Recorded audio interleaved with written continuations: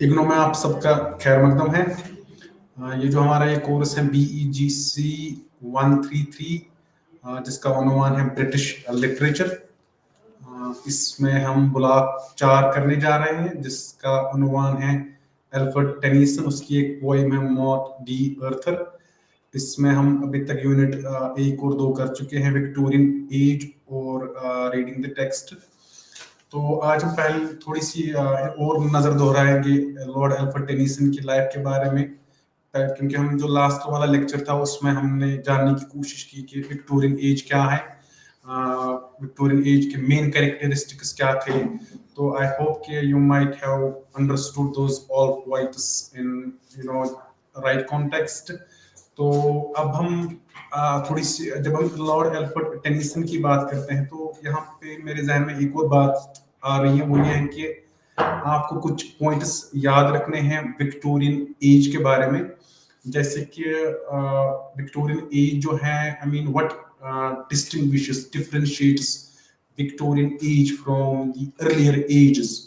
तो जब हम विक्टोरियन एज की बात करते हैं तो you will have to remember we are talking about English history, we are talking about English literature. तो एक्चुअली जब हम विक्टोरियन सोसाइटी की बात करते हैं, विक्टोरियन एज की बात करते हैं, जो मेन फंडामेंटल ट्रेट है विक्टोरियन एज का, वो ये है कि एक्चुअली इसको नाम क्यों दिया गया है विक्टोरियन एज या क्वीन विक्टोरियन एज के नाम से इसको हम बोल भी सकते हैं। तो actually queen Victoria was ruling, तो आपने ये याद रखना है कि तब क्वीन विक्टोरिया रूल कर रही थी इंग्लैंड पे। ये 18th late 18th century 19th century की बात है। Actually when we estimate this Victorian age, it approximately starts from 1837 and it lasted till 1901। तो विक्टोरियन एज की जब हम अभी बात कर रहे थे कि what differentiates Victorian age from the earlier ages, चाहे आप रोमांटिक एज की बात करोगे या इवन एलिजाबेथियन एज की बात करोगे, नियो क्लासिकल एज की बात करोगे या 17th सेंचुरी एज की बात करोगे, तो actually queen Victoria was ruling. तो एक फीमेल एक रूलर थी इंग्लैंड पे, एक राज कर रही थी। तो ये एक फंडामेंटल ट्रेट है जब हम इंग्लिश हिस्ट्री का, अंग्रेजी हिस्ट्री का मुताला करते हैं, तो ये एक ट्रेट है कि एक औरत इंग्लैंड पे रूल कर रही थी, यानी कि इंग्लैंड की जो मलिका थी वो एक औरत थी। तो ये जब आप अगर आप थोड़ा सा पीछे जाओगे, आपको बहुत कम ऐसे इंसिडेंट्स मिलेंगे जहां पे आप एक फीमेल रूलर को देखोगे। Just I would like to mention here कि हम यहाँ पे इंग्लिश हिस्ट्री की बात कर रहे हैं। तो दूसरा जो ट्रेट है विक्टोरियन एज का, वो ये है कि एक्चुअली ये जो ये ब्रिटिश का ये वो दौर था जब ब्रिटिशर्स रूल कर रहे थे पूरी दुनिया पे, ऑलमोस्ट ये रूल कर रहे थे। क्वीन विक्टोरिया की जब हम एज की बात कर रहे हैं 1837 से लेके 1901, ये वही दौर था जब बड़ा दबदबा था बरतानियों साम्राज्य का। आपने देखा होगा या पढ़ा होगा कि Britishers, it was actually ruling 1/3 of the world, यानी कि पूरी दुनिया पे इनका रूल चल रहा था। सब कॉन्टिनेंट पे भी इनका रूल थोड़ा सा कुछ देर तक रहा था, ऑलमोस्ट 1950s की दहाई तक। तो अब पहला पॉइंट जो विक्टोरियन एज के बारे में आप याद रखोगे वो ये है कि एक औरत रूल कर रही थी इंग्लैंड पे। दूसरा जो फंडामेंटल ट्रेट है विक्टोरियन एज का, वो ये है कि ब्रिटिशर्स रूल कर रहे थे, इनका बड़ा दबदबा था पूरी दुनिया पे। अगर आप सब कॉन्टिनेंट की बात करोगे, अफ्रीकन कॉन्टिनेंट की बात करोगे या इवन लेटिन अमेरिका की बात करोगे, even for that matter if you are going to consider even the अगर आप ऑस्ट्रेलिया की भी बात करोगे तो वहां पे भी ये रूल कर रहे थे। तो उसके बाद एक और इम्पोर्टेंट ट्रेट है विक्टोरियन एज का, वो ये है कि कोई इसमें science and technology was growing by leaps and bounds. तो यू नो दैट कि विक्टोरियन एज में बड़ा दबदबा था साइंस साइंस और जब हम साइंस एंड टेक्नोलॉजी की बात कर रहे हैं तो उस साइंस एंड टेक्नोलॉजी की उस with the development of science and technology actually उसके साथ साथ क्या रेज हो गया था, एग्नोस्टिसिज्म का एक कॉन्सेप्ट रेज हो गया था इंग्लैंड में। तो ये वही दौर था जब चार्ल्स डार्विन यानी कि अपनी जो उसकी बुक है ओरिजिन ऑफ स्पीशीज लेके आया था। विक्टोरियन एज में फिर एक कियोस हो गया था। तब तक एक्चुअली विक्टोरियन एज में रिलीजन का बहुत ज्यादा इम्पैक्ट था एक इंसान यानी कि रिलीजन का बहुत ज्यादा इन्फ्लुएंस था एक इंसान पे। लेकिन with the advent of this science and technology, when Charles Darwin came with this origin of species, even it was during this age, a great philosopher like Nietzsche came with this statement, God is dead. तो ये वो दौर था कि actually there was this conflict between science and religion, और उसके साथ साथ conflict between body and soul. तो ये कुछ ट्रीट्स हैं विक्टोरियन एज के, ये आपने समझने हैं, इनको आपने अच्छे तरीके से समझना है। उसके बाद अगर आप किसी भी राइटर का मुताला करोगे, किसी भी राइटर को समझना चाहोगे, स्पेशली विक्टोरियन पोइट्स हो या विक्टोरियन नॉवेलिस्ट्स हो, या इवन फॉर दैट मैटर जो हमारे जेर बहस जो पोइट है टेनीसन, उसको समझने के लिए ये चीजें आपको समझना बहुत जरूरी है कि विक्टोरियन एज में क्या क्या चीजें हो रही थी, विक्टोरियन सोसाइटी में कौन सी चीज का कितना इन्फ्लुएंस था। तो विक्टोरियन एज में एक्चुअली वहां पे जो था man was a deeply religious minded person. Religion का बहुत ज्यादा इन्फ्लुएंस था मैन पे, बट जब साइंस और टेक्नोलॉजी आई तो man became what you call rational minded. He began to realize each and everything, from scientific point of view. From scientific point of view, he was looking at each and every object,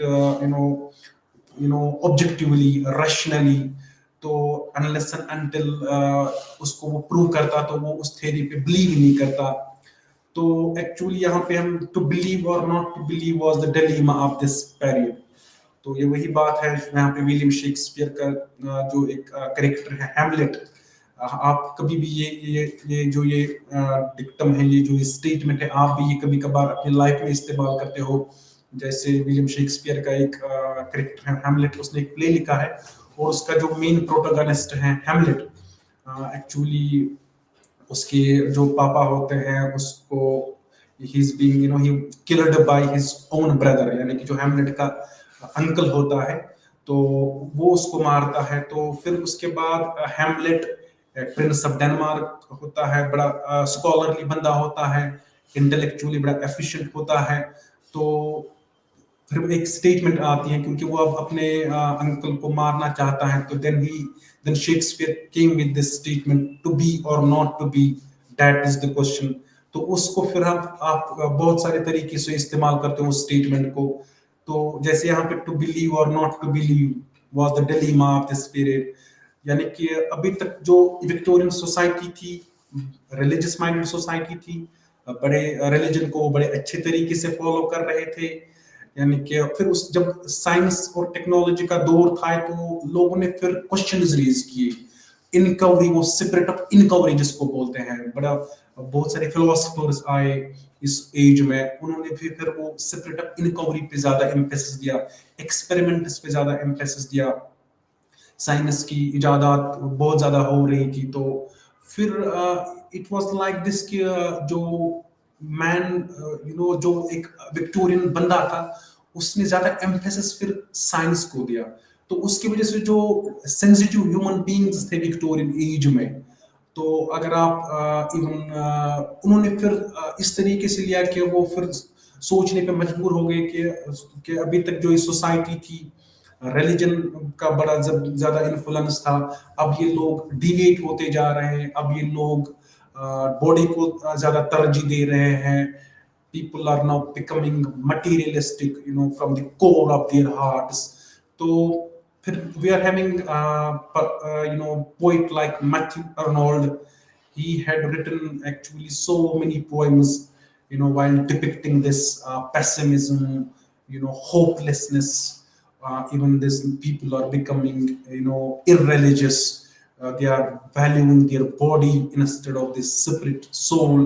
तो उसकी बहुत सारी poems हैं, अगर आप उसको पढ़ना चाहते हो उन पोइम्स को, फॉर इंस्टेंस उसकी एक पोइम है डॉवर बीच, उसमें भी आपको वो वही क्योस दिखाता है कि विक्टोरियन सोसाइटी में क्या क्योस चल रहा था। उसके साथ साथ अगर आप उसकी बहुत सारी poems, even he right somewhere, उसकी एक बहुत अच्छी पोइम है, उसमें एक स्टेंजा मैं आपके सामने रखता हूँ, तो you could even understand from this very particular stanza के विक्टोरियन सोसाइटी में क्या चल रहा था, विक्टोरियन जो मैन था वो किस डलीमा से जा रहा था, वो किस किन किन मुश्किलात से जा रहा था।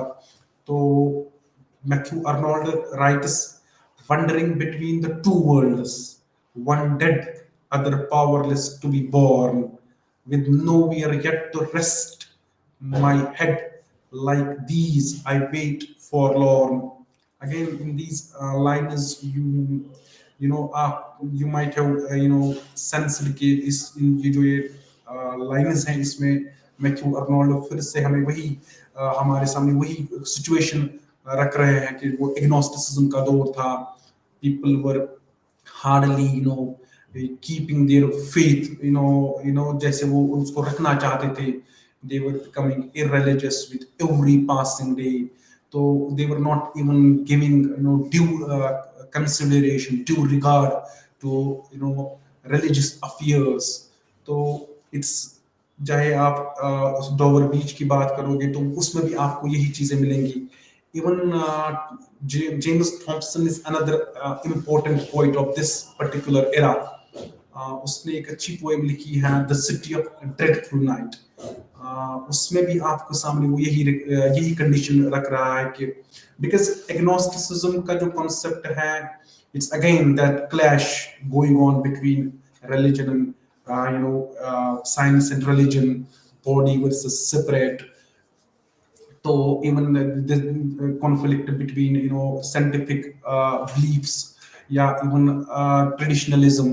तो क्योंकि अभी तक का जो दौर था वो पीपल वर वो ट्रेडिशन को वैल्यू कर दे रहे थे, वो ट्रेडिशन को ज्यादा अच्छे तरीके से मानते थे। Even people were dogmatistic in nature.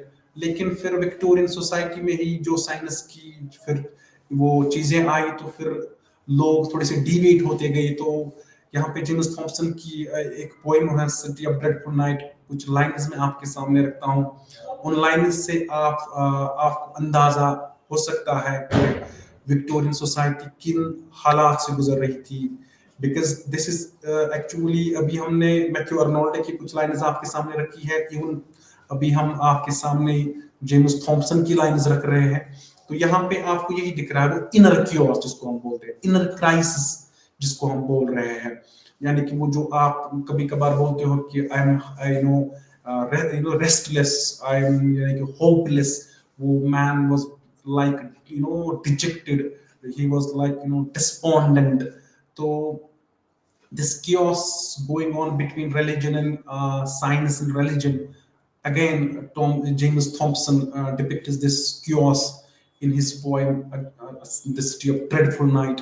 And the कुछ लाइन्स में आपके सामने रख रहा हूं, तो आपको इवन ये खाली साइंस एंड टेक्नोलॉजी ने बहुत ज्यादा इन्फ्लुएंस किया था एक इंडिविजुअल की लाइफ को। ये खाली जरूरी नहीं है कि एक ही तरीके से आप इसको देख लोगे। इवन ह्यूमन रिलेशनशिप पे बहुत ज्यादा इसका इन्फ्लुएंस आ गया।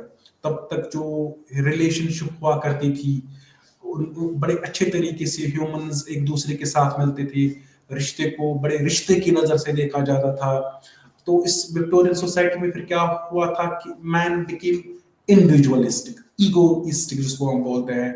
तो इवन मनी माइंडेड जिसको हम बोलते हैं, फिर लोगों ने इन चीजों की तरफ तवज्जो दिया।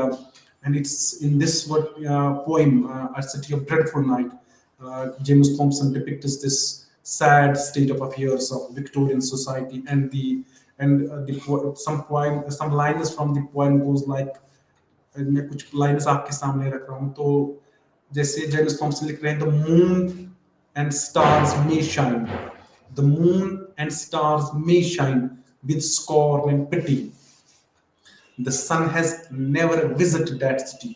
This is very interesting. आपने ये समझना है कि वो तब तक बोला जाता था कि the sun never sets on British Empire, because this is famous dictum vis-a-vis British rule. क्योंकि जब हम ब्रिटिश रूल की बात करते हैं तो तब इवन बोला जाता है कि किसी राइटर ने लिखा भी था कि the sun never sets on British Empire, यानी कि जो सन है it never sets on British Empire. Why? Because British was ruling in every nook and corner of the world. तो ये दबदबा था। बट इसी दौर में एक बंदा जेम्स थॉम्सन जैसा राइटर लिख रहा है, the sun has never visited that city. Here he is actually referring to London, but it's a metaphor. London actually is referring to British rule, it's referring to whole British kingdom. तो because जब भी आप किसी चीज को पढ़ते हो, specially literature को पढ़ते हो, तो you will have to remember कि एक मीनिंग होती है जिसको हम डिनोटेशन बोलते हैं, दूसरी मीनिंग होती है जिसको हम कोटेशन बोलते हैं। So whenever you read any book, be it novel, poem, drama or even short story, so you आप हमेशा दो तरीके की मीनिंग्स एक बुक से लेते हो। एक होती है जिसको हम सुपरफिशियल मीनिंग बोलते हैं, जो आपको सीधे ही दिख रहा है, जो वर्ड टू वर्ड मीनिंग जिसको हम बोलते हैं, लिटरल मीनिंग जिसको हम बोलते हैं, या इवन अगर हम सिंपल वर्ड्स में समझाने की कोशिश करेंगे जिसको हम डिक्शनरी मीनिंग कहते हैं, तो दैट इज एक्चुअली डिनोटेशन। तो क्योंकि किसी भी पॉइंट को आप पढ़ लो, डिनोटेशन आपको सीधे समझ, आप उसको लाइन बाय लाइन समझने की कोशिश करते हो। फॉर इंस्टेंस अगर हम आप गालिब की कोई पोएम ले लो, for instance Ghalib write somewhere, लाजिम था कि देखो मेरा रास्ता कोई दिन और, तन्हा गए क्यों अब रहो तन्हा कोई दिन और। When you read this poem, अगर आप इसको डिनोटेशन मीनिंग ढूंढने की कोशिश करोगे, may be you want find, and आप उस तह तक नहीं जा सकते हो कि जो एक्चुअली गालिब इस पोएम में लिख रहा है, इस लाइन में जो लिख रहा है, लाजिम था कि देखो मेरा रास्ता कोई दिन और, तन्हा गए क्यों अब रहो तन्हा कोई दिन और। आप इस वर्स को अपने तरीके से ले सकते हो। अगर आप डिनोटेटिवली इसको समझने की कोशिश करोगे, अगर आप एक लिटरल मीनिंग से समझने की कोशिश करोगे, आप ऐसे ही समझोगे कि गालिब ने लिखा है, कि आप इसको अपने तरीके से समझ सकते हो, आप इसको इवन अपने आप के साथ एसोसिएट कर सकते हो, रिलेट कर सकते हो।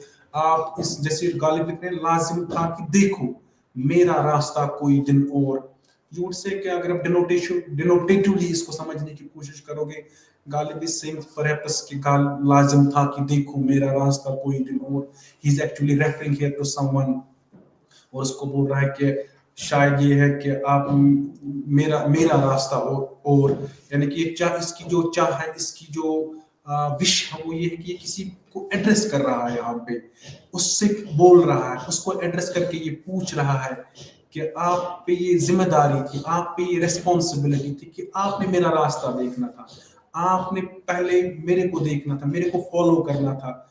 तो अगर हम डिनोटेशन की बात करेंगे, आप अपने आप तरीके से इस वर्स को समझ सकते हो, even denotatively, and this is the beauty of literature. It is a literature you could even comprehend each and every verse, each and every novel from your own perspective. Even जो भी आपका मन करता है, जैसे भी आप समझने की कोशिश करते हो, तो इसमें कोई पाबंदी नहीं है, इसमें कोई वो आप पे कोई, यानी कि वो आप पे कुछ ऐसा नहीं है कि आप बाइंड नहीं कर रहे हो आप पे कि बस यही, जैसे हम साइंटिफिक टेक्नोलॉजीज की बात करते हैं या इवन एक्सपेरिमेंट्स की बात करते हैं। if for instance if Einstein says E is equal to mc square, you will have to prove it. Einstein had already proved it. या अगर आप कोई ऐसी न्यूटन की कोई थ्योरी ले रहे हो, Newton's first law, second law, और even for that matter his third law, even Marie Curie की कुछ लॉ लॉज ऑफ पढ़ोगे, उसकी एक्सपेरिमेंट्स आप देखोगे, रदरफोर्ड, तो इनके एक्सपेरिमेंट्स को आप प्रूव करते हो लेबोरेटरी में। जब आप प्रूव करके फिर आपको, जब आप किसी तय तक नतीजे तक पहुंचते हो, तो फिर आप बोल रहे हो कि yes this experiment has been successfully proved. तो फॉर इंस्टेंस, तो किसी भी साइंटिफिक डिस्कवरी की आप बात कर लो, लेकिन लिटरेचर में कोई पाबंदी नहीं है। You are not even bound to say this is the real and perfect meaning of this verse. No. And this is actually it different. This is one of the beautiful traits of literature. This trait that is कि आप एक हर एक reader अपने तरीके से meaning निकाल सकता है हर एक वर्स की. And this trait differentiates actually literature from other branches of knowledge. You are having your own freedom. You can even read a novel or even short story. वहां पे आपके पास लाइसेंस है, आप कोई भी मीनिंग वहां से निकाल सकते हो. फॉर इंस्टेंस मैं आपके सामने एक थोड़ी सी एग्जांपल इस तरीके से समझाता हूँ. For instance you are listening to some ghazals of Jagjit और for that matter Munni Begum और कुछ सॉन्ग्स आप सुन रहे हो. वो राइटर जो था जिसने वो लिखा था या लिखा है उसने किसी और पर्सपेक्टिव में वो लिखा होगा, लेकिन आप अपनी तरीके से उसको रिलेट करते हो. Maybe you might have witnessed or faced some incidents in your life, तो फिर उन लाइन्स को अपने लाइफ के साथ रिलेट करते हो. तो वहां पे आपको ये कोई ये नहीं बोलता है कि आपने ये क्यों किया है. तो this is one trait which differentiates literature from other branches of knowledge. That is this कि आपके पास लिबर्टी है, फ्रीडम है, आप जैसे भी किसी बुक को पढ़ना चाहते हो. तो बात कर रहे थे हम डिनोटेशन और कनोटेशन की. डिनोटेशन में नाउ यू अंडरस्टैंड कि अभी गालिब की बात कर रहे थे हम, लाजिम था कि देखो मेरा रास्ता कोई दिन और, तन्हा गए क्यों अब रहो तन्हा कोई दिन और. एक्चुअली डिनोटेटिवली आप अगर इसको समझने की कोशिश करोगे तो मे बी आप उस नतीजे तक नहीं पहुंचोगे, क्योंकि जो एक्चुअली इस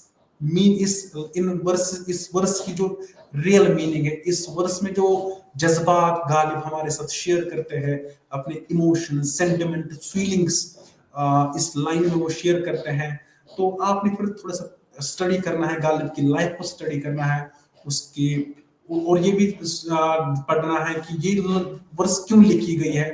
तो जब आप उस तह तक जाते हो आप मीनिंग्स और दूसरी मीनिंग्स ढूंढने की कोशिश करते हो, तो उसको हम कनोटेशन बोलते हैं. यानी कि अब आप लिटरल मीनिंग से आगे जा रहे हो, अब आप डिक्शनरी मीनिंग से आगे जा रहे हो, जिसको हम कनोटेशन बोलते हैं. तो कनोटेशन में आपको इस वर्स से फिर यही लगता है कि actually Ghalib is here actually referring to his own son Arif. Arif Ghalib का एक अडॉप्टेड सन था. You might have been very much very well versed with Ghalib's life. Ghalib actually faced lots of trials and tribulations in his own life. When he was living, he went through so many trials, and his life was full of sufferings. He lived his life in turmoil. तो एक turmoil उसकी life में ये भी था कि when he married, he lost all of his children during infancy. Perhaps if I am remembering correctly, actually he lost his 5 children during the age of infancy. None of them crossed. यानी कि Ghalib's children, none of them crossed perhaps the age of 2. So you could even understand किस turmoil, कितना dejected Ghalib था. Being a parent, you could understand कि एक बंदा he lost all of his children very young. तो उसने फिर क्या किया, उसने फिर एक अपना उसकी जो वाइफ थी उसके रिलेशन की साइड से उसने फिर एक बंदे को अडॉप्ट किया. उसको फिर उसने अडॉप्टेड सन जिसका नाम आरिफ था. आरिफ भी actually he too died when Ghalib was alive.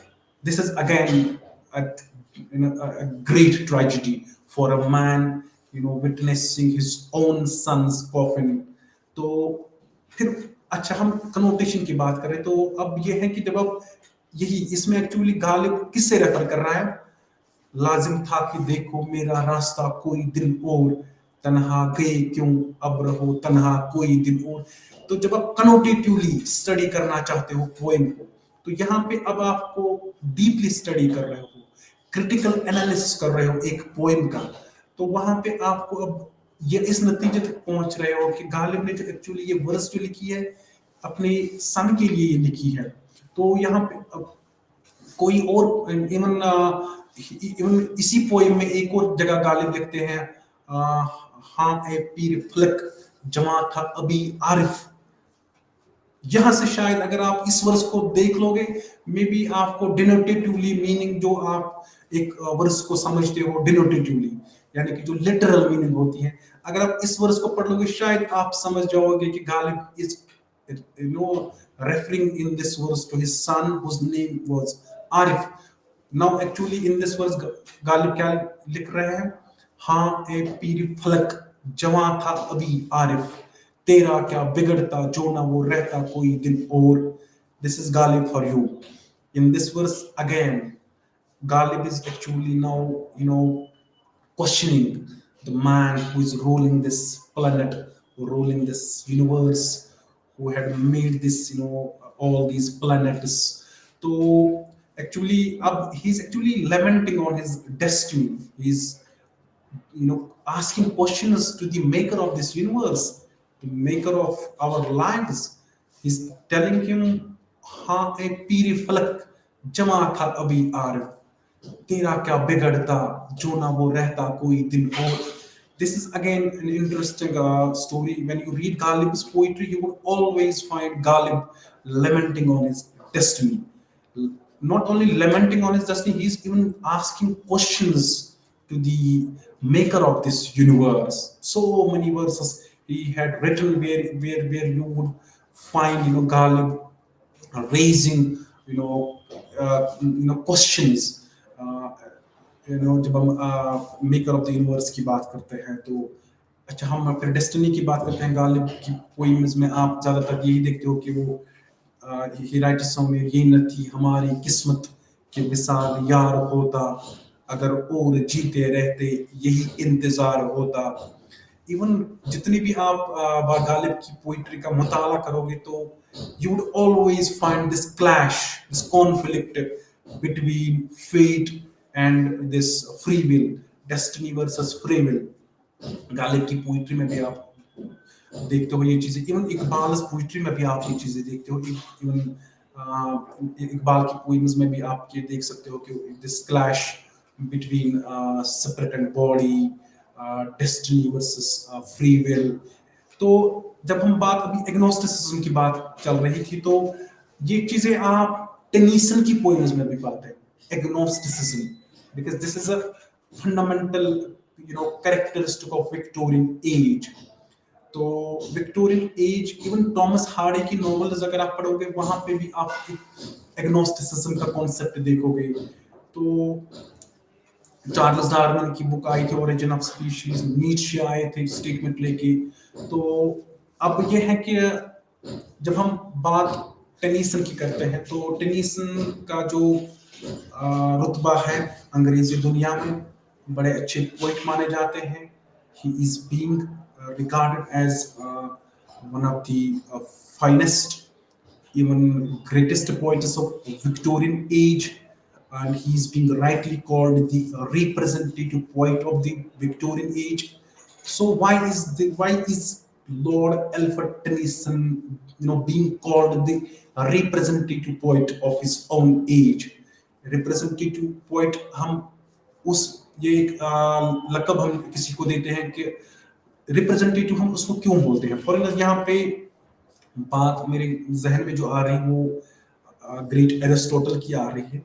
Aristotle long time back said literature imitates life, literature actually presents life faithfully, sincerely, with utmost reality. तो ये एक इंपॉर्टेंट ट्रेट है विक्टोरियन पोइम्स की, या इवन विक्टोरियन नॉवेल्स की, या even Lord Alfred Tennyson की poems की। वो ये है कि रियलिटी, रियलिज्म आप देख रहे हो किसमें? विक्टोरियन फिक्शन में, विक्टोरियन इवन पोइट्री में।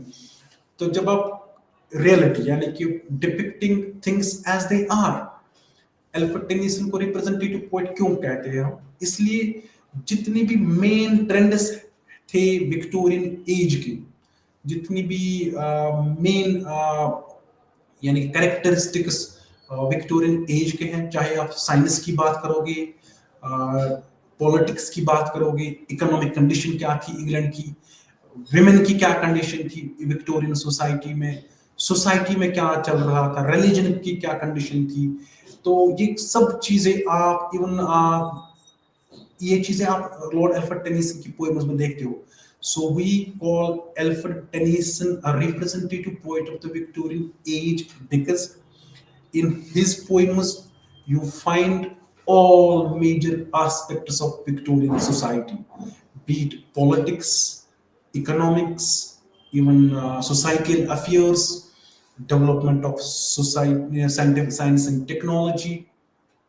इवन अगर आप चाइल्ड लेबर की बात करोगे, इवन फीमेल कंडीशन, तो वो सब चीजें आप देखोगे एल्फ्रेड टेनिसन की पोएम्स में. तो that is why he is being called the representative poet of the Victorian age.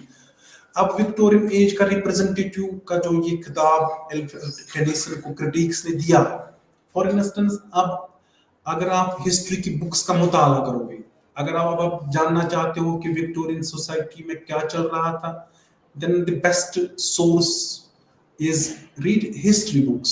बहुत सारी हिस्ट्री की बुक्स आपने पढ़नी है, वहां से आपको सारी इंफॉर्मेशन मिलेगी कि विक्टोरियन एज में क्या मेन ट्रेंड्स थे, रूलर कौन था, ब्रिटिशर्स कैसे रूल कर रहे थे बाकी दुनिया पे, उनकी क्या ट्रीटमेंट थी बाकी दुनिया के साथ जब वो रूल कर रहे थे, साइंस एंड टेक्नोलॉजी का दौर था, इवन ब्रिटिश में एजुकेशनल सिस्टम का क्या हाल था, या इवन पॉलिटिक्स की अगर हम बात करेंगे, या इवन अगर हम घरेलू अफेयर्स क्या थे, होमली अफेयर्स, जो फैमिली अफेयर्स अगर हम बात करेंगे, वो यानी कि ये सब चीजें आप अगर आप हिस्ट्री का मुताला करो तो आपने बहुत सारी बुक्स पढ़नी है, आपने बहुत सारी बुक्स का मुताला करना है. लेकिन अगर हम फॉर इंस्टेंस अगर हम ये जो ये कुछ लाइन्स में आपके सामने रख रहा हूँ, आपने हिस्ट्री की बुक्स का मुताला नहीं करना है, आपने वो मोटी मोटी हिस्ट्री की बुक्स नहीं पढ़नी है. I'm not saying you shouldn't read those books if you want to read, study Victorian age thoroughly, extensively. मेरे कहने का मतलब ये है कि एक जो पोइट होता है, एक जो नॉवेलिस्ट होता है, ये आपको एक कुछ लाइन्स में आपको एक सदी की दास्तान आपके सामने रख रहा है. अगर फॉर इंस्टेंस अब आपने देखना है कि विमेन की क्या कंडीशन थी विक्टोरियन सोसाइटी में. रिमेंबर विक्टोरियन सोसाइटी, ये वही दौर था जब यानी कि ये खुशहाली का दौर था, ये रोशन ख्याली का दौर था, ये इवन सनती इनकलाब का दौर था, ये जागीरदारी और बादशाह की खात्मे का दौर था. ये ख्याल यानी कि ये जो ये चीजें हैं तो साइंस का दौर था. इसमें अब आप देखना चाहते हो, पढ़ना चाहते हो कि मैन की क्या कंडीशन थी और वुमेन की क्या कंडीशन थी. अगर आप इसको फेमिनिस्टिक पॉइंट ऑफ व्यू से देखना चाहते हो, if you are a staunch feminist, if you if you are studying feminism, if you want to know the depths of feminism, तो फिर इन कुछ लाइन से आपको लगेगा कि विक्टोरियन सोसाइटी में वुमेन की क्या कंडीशन थी, वुमेन को किस नजर से देखा जाता था.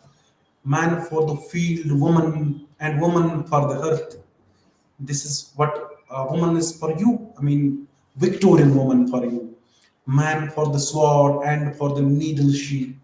Man with the head and women with the heart. Man to command. This is very interesting. So you could even understand from this particular line what women was, how women was treated during the Victorian age. Man to command and woman to obey. All else confusion. This is Lord Alfred Tennyson. Actually ये उसकी जो poem है the Prince, उसमें कुछ lines लिख रहे हैं. कुछ फेमिनिस्ट्स इस इन लाइन्स की वजह से टेनिसन को मिसोजिनिस्ट कहते हैं. वो कह रहे हैं कि Tennyson was he was actually जो टेनिसन का रवैया था वुमेन के लिए था, वो ठीक नहीं था. If you are a feminist, इन लाइन्स को देख के, इन लाइन्स को पढ़ के आपको भी शायद you won't like Tennyson anymore. Even कुछ और लाइन्स आपके सामने रखेंगे तो ये जो कुछ लाइन्स हैं, इन कुछ जैसे वो ये लॉक्सली हॉल एल्फ्रेड टेनिसन की पोएम है, तो इसमें भी आपको वुमेन की कंडीशन जो आपके सामने हम रखेंगे कि वुमेन की कंडीशन क्या थी, वुमन को किस नजरिए से देखा जाता था, वुमन का क्या रुतबा था विक्टोरियन सोसाइटी में। बिकॉज विक्टोरियन सोसाइटी ये हमने बहुत पीछे नहीं जाना, 100-150 साल पीछे जाना है। ये वही दौर था जब ब्रिटिशर्स वो बाकी दुनिया पे राज कर रहे थे, बाकी दुनिया को वो समझा रहे थे, we are the rulers, we know how to civilise you, we are civilised people and you are not. अगर आप पोस्ट कॉलोनियल लिटरेचर के साथ, अगर आप पोस्ट कॉलोनियलिज्म का मुताला करोगे, then there is this famous theorist in Edward Said. He is a well-known theorist on post-colonialism. In fact, he is one of the founders of post-colonial school of thought. तो उसकी एक book है orientalism, 1978 में ये book publish की थी Edward Said ने। बड़े अच्छे क्रिटिक रह चुके हैं, फलस्तीन से वो ताल्लुक रखते थे, जिविश थे। तो लेकिन उस बुक में वो आपके सामने एक कंडीशन रख रहा है कि वो बाइनरी, वो अपोजिशन, वो वेस्टर्न सिविलाइजेशन क्यों अपने आप को सुपीरियर समझ रही है, वो क्यों समझ रहे हैं कि हम डिजर्व करते हैं पूरी दुनिया पे राज करना। वो अपने आप को ह्यूमन्स कहते हैं, सिविलाइज्ड कहते हैं। Rest of the world, more particularly जो सब कॉन्टिनेंट के लोग हैं and people who are living in African continent, उन लोगों को जो यूरोपियन सिविलाइजेशन है, यूरोपियंस हैं, वो लोग इन लोगों को बारबेरिक समझते हैं, एंशिएंट समझते हैं, अनसिविलाइज्ड समझते हैं। तो if you want to know this binary in a, you know if you want to read it in an extensive manner, then read this Edward Said's book, which is named as Orientalism. उसमें आपके सामने Edward Said बड़े अच्छी तरीके से वो dichotomy है, differences हैं जो यूरोपियन सिविलाइजेशन और रेस्ट ऑफ द वर्ल्ड में है, उसमें आपको दिखेगा कि कैसे क्यों यूरोपियंस अपने आप को सुपीरियर समझते हैं। Even though Edward Said is actually in that particular book, debunking this mythology, this myth of Western civilization, that they are the superior creature, they are the superior race. So, you could even read it; it's a wonderful book. तो अभी हम Tennyson की बात कर रहे हैं। Tennyson actually इस poem में आपको विक्टोरियन सोसाइटी में जो वुमेन की कंडीशन थी, एक्चुअली अभी हम बात कर रहे थे, if you are a feminist and you read these lines from Tennyson, even you want, tolerate even Alfred Tennyson, you would even say that Tennyson was a misogynist. He was having a deep hatred for women folk. तो इस poem में वो क्या लिख रहे हैं? Shall it not be scorn to me to harp on such a molded string? I am shamed through all my nature to have loved so slight a thing. Weakness to be worth with weakness, woman's pleasure, woman's pain. Nature, this is interesting. Concentrate on the last two lines of this poem. In lines में आपको actually Tennyson क्या दिखा रहा है? Woman's mental capacity. एक woman को कैसे treat किया जा रहा था? Nature made them blinder motions bounded in a shallower brain. Woman is the lesser man and all thy passions mature with mine.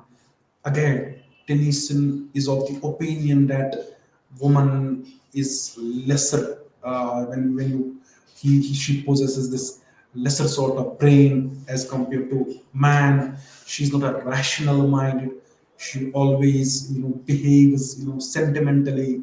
She believes in the world of this imagination, world of sentimentalism, emotions के साथ वो ज्यादा काम ले रही है। तो in line actually अगर आप इस कॉन्टेक्स्ट को साइड में रखोगे और ये देखोगे कि वुमेन की क्या कंडीशन थी, मे बी एल्फ्रेड टेनीसन का शायद ये रवैया था कि मैं एक पोइट, एक राइटर का पर्पस होता है, वो कुछ चीजों को हमारे सामने लाना चाहता है। हर एक writer, if you are a writer, if you write something, you write it with a purpose, you write it with a particular aim. There isn't a single writer who is writing aimlessly. तो हर एक writer का aim होता है, may be a writer writers may be to become famous, to win this name and fame. Someone writes because he just wants to earn money, and there is another category of writers. They write, primarily, essentially, for their what you call this art for art's sake. They just want to express their own feelings, their own world of imagination, the incidents which they have had witnessed or they are facing in their life. So there is even another category of writers. They write for life's sake. They're having this purpose in life that they want to teach us. They just treat their readers as, वो हमें सिखाना चाहते हैं. As Wordsworth long time back said, treat me nothing except as a teacher. So when you read William Wordsworth's poetry, you will have to remember this point that Wordsworth himself said. Whenever you are going to read his poems, you will have to always, invariably, consistently treat him as a teacher. You will have to when you read his poetry, you will have to make, यानी कि आपने ये याद रखना है कि कुछ ना कुछ वर्ड्सवर्थ आपको अपनी पोइम्स में समझा रहा है. इवन फॉर, अगर आप इकबाल की पोइट्री का मुताला करोगे, इकबाल की पोइट्री में भी आपको, even Iqbal he is an instructor for you. He teaches you. He is what you call, जैसे वो मोरलिस्ट एक काम करता है. जैसे इवन रॉबर्ट, अगर आप रॉबर्ट फास्ट, अल्लामा इकबाल की बात करोगे, टी.एस. इलियट की बात करोगे, इवन टेनीसन की बात करोगे, ये हमारे लिए टीचर्स हैं. ये हमें समझाना चाहते हैं, सिखाना चाहते हैं. फॉर इंस्टेंस, अभी हम इकबाल की बात कर रहे थे. अगर आप इकबाल की पोइट्री का मुताला करोगे, you would you know you would persistently see this trait in Iqbal's poetry. He's always he just wants to mold your character. यानी कि वो आपके करेक्टर को ठीक करना चाहता है. वो आपको कुछ सिखाता है अपनी पोएम्स के जरिए. इवन अगर आप कोई भी पोएम इकबाल की लोगे, तो वो आपको वहां पे समझाना चाहता है कि ये वाला चीज आप कर लो, ये वाला चीज you will have adopt this trait and leave this trait. तो जब हम टेनीसन की बात करते हैं, जब हम अभी टेनीसन की बात जो हम कर रहे हैं, टेनीसन में भी आप ये चीजें देख रहे हो. तो बात ये हो रही थी कि शायद टेनीसन का मकसद ये था कि जो विक्टोरियन सोसाइटी में चीजें हो रही थी, विमेन की कंडीशन को, विमेन को कैसे ट्रीट किया जा रहा था विक्टोरियन सोसाइटी में, तो शायद उसका पर्पस ये था कि मैं ये चीजें कैप्चर करूं, मैं अपनी पोएम्स में ये चीजें लिख लूं. May be this is not true कि मे बी ऐसा भी हो सकता है कि Tennyson was not a misogynist. He didn't hate women for, may be उसका पर्पस ये हो सकता था कि उसने सोचा होगा कि जो आने वाली जनरेशन उन तक ये मैसेज पहुंचाना चाहता हूं कि विक्टोरियन सोसाइटी जो बड़े यानी कि विक्टोरियन सोसाइटी में बहुत सारी चीजें हो रही थी, और उन्हीं चीजों के साथ साथ बड़े रूल कर रहे थे बाकी दुनिया पे, साइंस और टेक्नोलॉजी में बहुत ग्रो कर रहे थे. तो उसके साथ साथ विमेन को ये लोग ऐसे ट्रीट कर रहे थे. तो this is one important point which you will have to remember vis-a-vis Tennyson's poetry. तो उसके साथ साथ टेनीसन की पोइट्री के साथ एक और पोएम उसने लिखी है, द डिफेंस ऑफ लखनऊ. तो अब पर्पसेस चेंज होते जा रहे हैं. जो ही आप किसी पोएम को लिखते हो, आपका इंटेंशन कुछ और होता है, आपका पर्पस कुछ और होता है. फॉर इंस्टेंस, अभी हम बात कर रहे थे लॉक्सले हॉल की, हमने बात की, हमने द प्रिंसेस की बात की. हम यहाँ पे विमेन की कंडीशन दिखा रहा था. तो डिफेंस ऑफ लखनऊ जो टेनीसन की बहुत अच्छी एक इम्पोर्टेंट पोएम है, उसके साथ साथ पहले मैं आपके साथ उसकी एक और इम्पोर्टेंट पोएम है जिसका टाइटल है यूलिसिस. यूलिसिस में आपको टेनीसन क्या दिखा रहा है? यही दिखा रहा है कि जो विक्टोरियन मैन है, ये आगे बढ़ना चाहता है, ये रैशनल माइंडेड बनता जा रहा है, ये यूलिसिस में उसमें वो एक बहुत अच्छी इंपॉर्टेंट पोइम है वो, उसमें आपको वो एक होप देता है। अगर फॉर इंस्टेंस कोई होपलेस है, ना उम्मीदी की दौर से गुजर रहा है, अफसरदा है, गमजदा है, तो अपनी लाइफ को बड़े अच्छे तरीके से नहीं जी पा रहा है, टेनिसन की पोएम है Ulysses. May be if you read this poem, इस पोएम में आपको जो टेनिसन एक होप देता है, आपको टेनिसन विक्टोरियन सोसाइटी के जरिए आपको समझाने की कोशिश कर रहा है कि आप अगर होपलेस हो, कुछ चीजें हैं कि जो आपको होप देती है। तो इवन उसमें दिखाता भी है कि जो ये लाइफ है, you will it's a continuous struggle. You will have to strive for it. If you haven't achieved anything, then strive it for more. you know जैसे वो उसकी एक फेमस उसमें एक लाइन है, जैसे वो लिख रहे हैं उसमें टू स्ट्राइव, उसमें वो जो लास्ट वाला स्टेंजा है यूलिसिस में, वो बड़े बहुत अच्छा इंपॉर्टेंट स्टेंजा है उस पोएम में। यूलिसिस एंड इन मेमोरियम, ये दो पोएम्स हैं जिनमें आपको टेनिसन दिखाता है कि साइंटिफिक स्पिरिट जो मैन का था विक्टोरियन सोसाइटी में, मैन कितना एक कितना इन्फ्लुएंस था साइंस का, वो इन दो पोएम्स में और पर्टिकुलरली इन मेमोरियम में वो आपको दिखाता है। Even this clash going on between religion and science, clash going on between body and soul. Tennyson depicts these aspects of Victorian society in his poem called In Memoriam. लेकिन उसके साथ साथ Tennyson was a, if you are a feminist, you are labeling him as a misogynist, then you Tennyson जो था, he was a patriot, he was a nationalist. उसने एक poem लिखी है द डिफेंस ऑफ लखनऊ, ये एक अच्छी पोएम है। लेकिन इस पोएम में आपको दिखेगा कि जब आप इस पोएम का मुताला करते हो तो इस पोएम में आपको टेनिसन जैसा बंदा, टेनिसन जैसा एक एफिशिएंट बंदा, एक स्कॉलरली बंदा यहाँ पे डिफेंस ऑफ लखनऊ में, क्योंकि ये वही दौर था जब ब्रिटिशर्स रोल कर रहे थे इंडिया पे, तो डिफेंस ऑफ लखनऊ में इस पोएम में आप क्या लिख रहे हैं, टेनिसन इस पोएम में हमें क्या दिखा रहा है। जैसे अगर आप फॉर इंस्टेंस ये जो डिफेंस ऑफ लखनऊ है, इसमें जब हम डिफेंस ऑफ लखनऊ की बात करते हैं, टेनिसन की एक अच्छी पोएम है, तो इसमें आपको एक पेट्रियट नजर आएगा, टेनिसन एक नेशनलिस्ट की नजर से आपको वो नजर आएगा।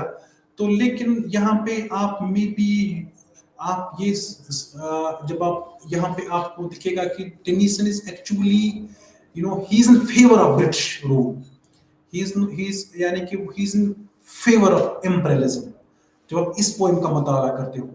क्योंकि डिफेंस ऑफ लखनऊ में वो जब ब्रिटिशर्स कहाँ पे रूल कर रहे थे, इंडिया पे रूल कर रहे थे। Actually this defence of Lucknow was written by Tennyson when जब ब्रिटिशर्स यहाँ आए थे, फिर यहाँ पे जो इंडियन सब कॉन्टिनेंट था, यहाँ पे फिर जैसे वो 1857 की बगावत, एक 1857 रेवोल्यूशन हुआ था, उसके इर्द गिर्द जब इंडियन कॉन्टिनेंट में जो लोग रह रहे थे, actually they raised their voice, they actually उन्हें लगा कि उनको लगा कि ब्रिटिशर्स क्यों हम पे रूल करें, वो ब्रिटिशर्स की रूल के उस साम्राज्य के खिलाफ लड़ रहे थे। उन्होंने फिर आवाज उठाई थी, क्योंकि ब्रिटिशर्स कहाँ पे रूल कर रहे थे, इंडिया पे रूल कर रहे थे, उनकी मिलिट्री यहाँ पे थी, उनके एडमिनिस्ट्रेटर्स यहाँ पे काम कर रहे थे। तो डिफेंस ऑफ लखनऊ में एक्चुअली दिस इज अगेन यहाँ पे मे बी टेनिसन यहाँ पे वो अपने सोल्जर्स को यानी कि उनको प्रेज कर रहा है, और the people they are killing, I mean the normal, I mean human beings जो इंडियन सब कॉन्टिनेंट में रह रहे थे, लखनऊ के आसपास जब एक तहरीक चली थी ब्रिटिशर्स के खिलाफ, तो कुछ लोग निकल के आए थे, कुछ लोगों ने तहरीक चलाई थी, कुछ लोगों ने जलसा जुलूस किया था, कुछ लोगों ने लाठियां ली थी, प्रोटेस्ट कर रहे थे ब्रिटिश रूल के खिलाफ। तो उसमें क्या हुआ था, फिर कुछ लोगों की डेथ हो गई थी, ब्रिटिश सोल्जर्स की डेथ हो गई थी। कहाँ पे, इंडिया में। रूल कहाँ पे कर रहे हैं वो, इंडिया में रूल कर रहे हैं ब्रिटिशर्स। तो टेनिसन तक जब ये मैसेज आई कि हमारे कुछ बंदे मारे गए हैं, कहाँ पे, इंडिया में, क्योंकि रूल वही कर रहे थे यहाँ पे, तो they were not expecting this कि ऐसा कुछ हो सकता है। तो सुपीरियर समझते थे अपने आप को, सुपीरियर रेस। तो वो समझते थे कि साइंस एंड टेक्नोलॉजी से वो बहुत उसमें वो बहुत आगे है। तो फिर उसने ये पोएम लिखी। तो इस पोएम में वो क्या लिख रहा है, जैसे किल और बी किल्ड, लिव और die, they shall know we are soldiers and men ready, take aim at their leaders, their masses are gapped with our crab। यहाँ पे ये वही इंपीरियलिज्म की बात आ रही है, जब ब्रिटिशर्स रूल कर रहे थे इंडिया पे। तो यहाँ पे डिफेंस ऑफ लखनऊ, ये लाइन्स है, किल और बी किल्ड। एक्चुअली टेनिसन का जो जज्बा है, टेनिसन का क्या मानना है, किल और be killed, kill innocent human beings. अपने सोल्जर्स को ये यानी कि एक ट्रिब्यूट दे रहा है टेनिसन।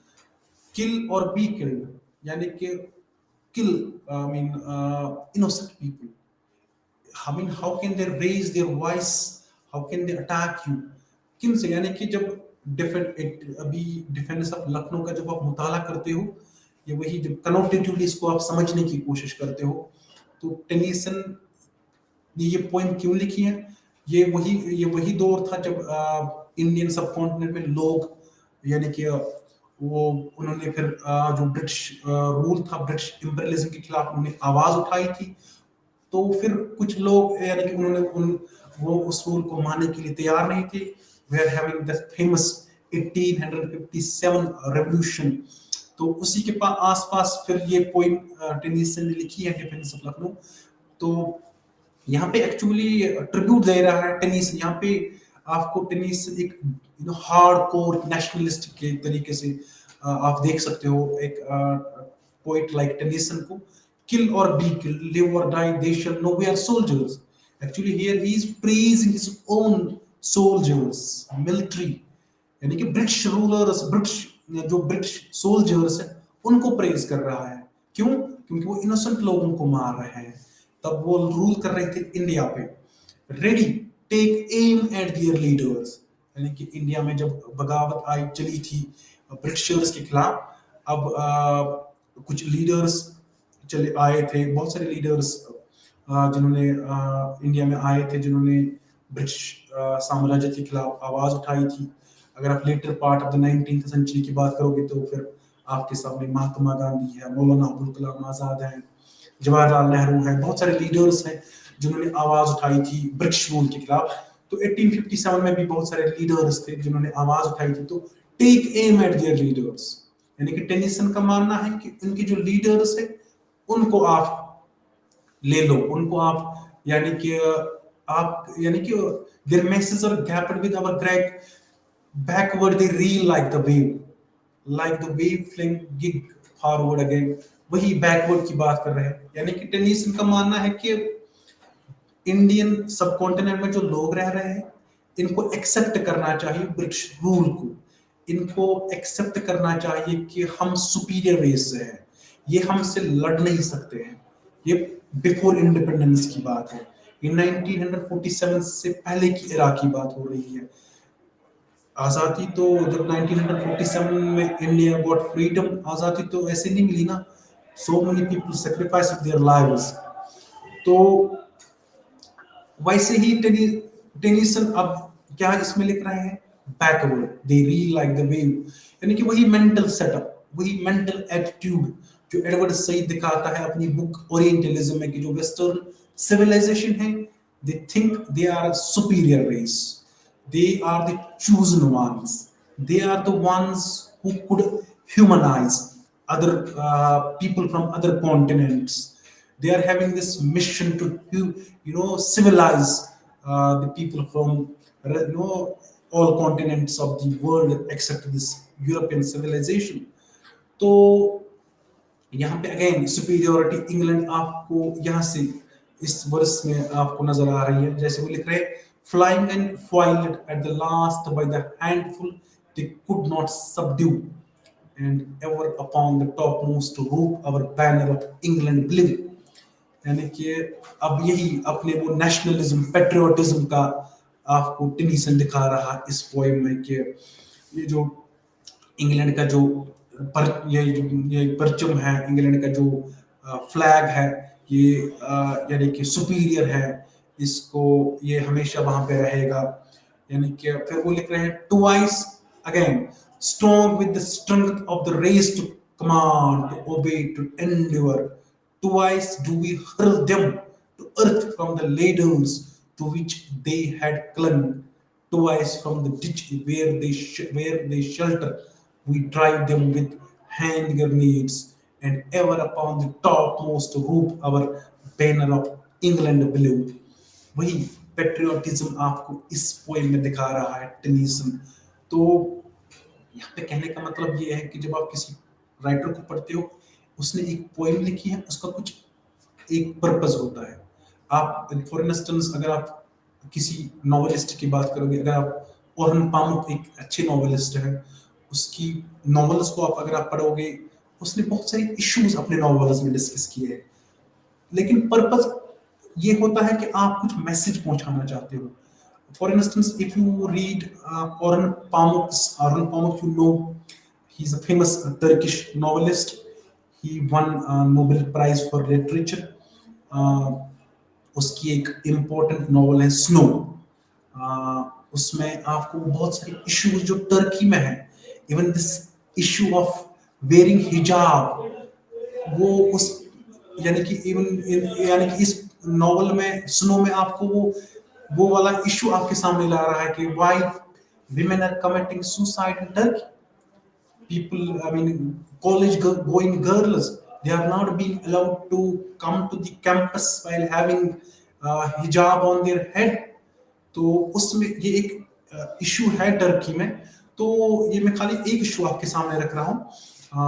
इफ यू आर अगर आप लिटरेचर को अच्छे तरीके से सीरियसली पढ़ना चाहते हो देन, और देखना चाहते हो कि पर्पस क्या है एक राइटर का, अगर आप ऑरन पामर की स्नो को पढ़ोगे, इसमें आपको ये आपके सामने वो सिचुएशन, जैसे हम एरिस्टोटल की बात कर रहे थे कि एक जो राइटर होता है ये रियलिस्टिकली आपके सामने पॉइंट्स रखना चाहता है, जो इवन दो फिक्टिशियस मैनर में ही आपके सामने वो रख ली, लेकिन जो सोसाइटी में कुछ हो रहा है वो आपके सामने वो रख रहा है।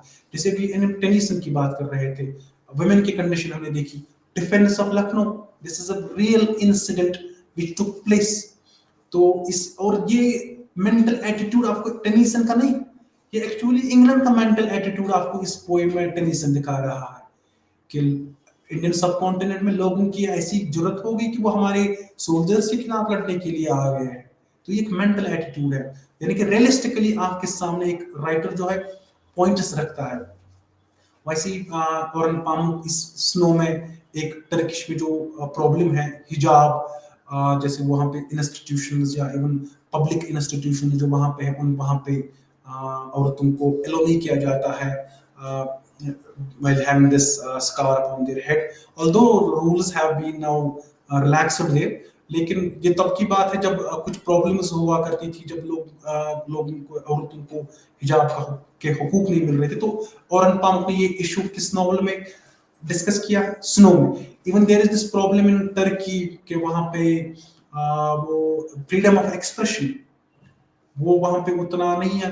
वो ये वाला इशू आपको टर्की के का जो ये इशू है वो स्नो में ही आपके सामने ला रहा है ओरन पामुक। तो अब कुछ जो बचता है अभी टेनिसन के बारे में, तो वो हम नेक्स्ट लेक्चर में बात करेंगे, कंटिन्यू करेंगे इसको हम नेक्स्ट लेक्चर में। Till then take very good care of yourself.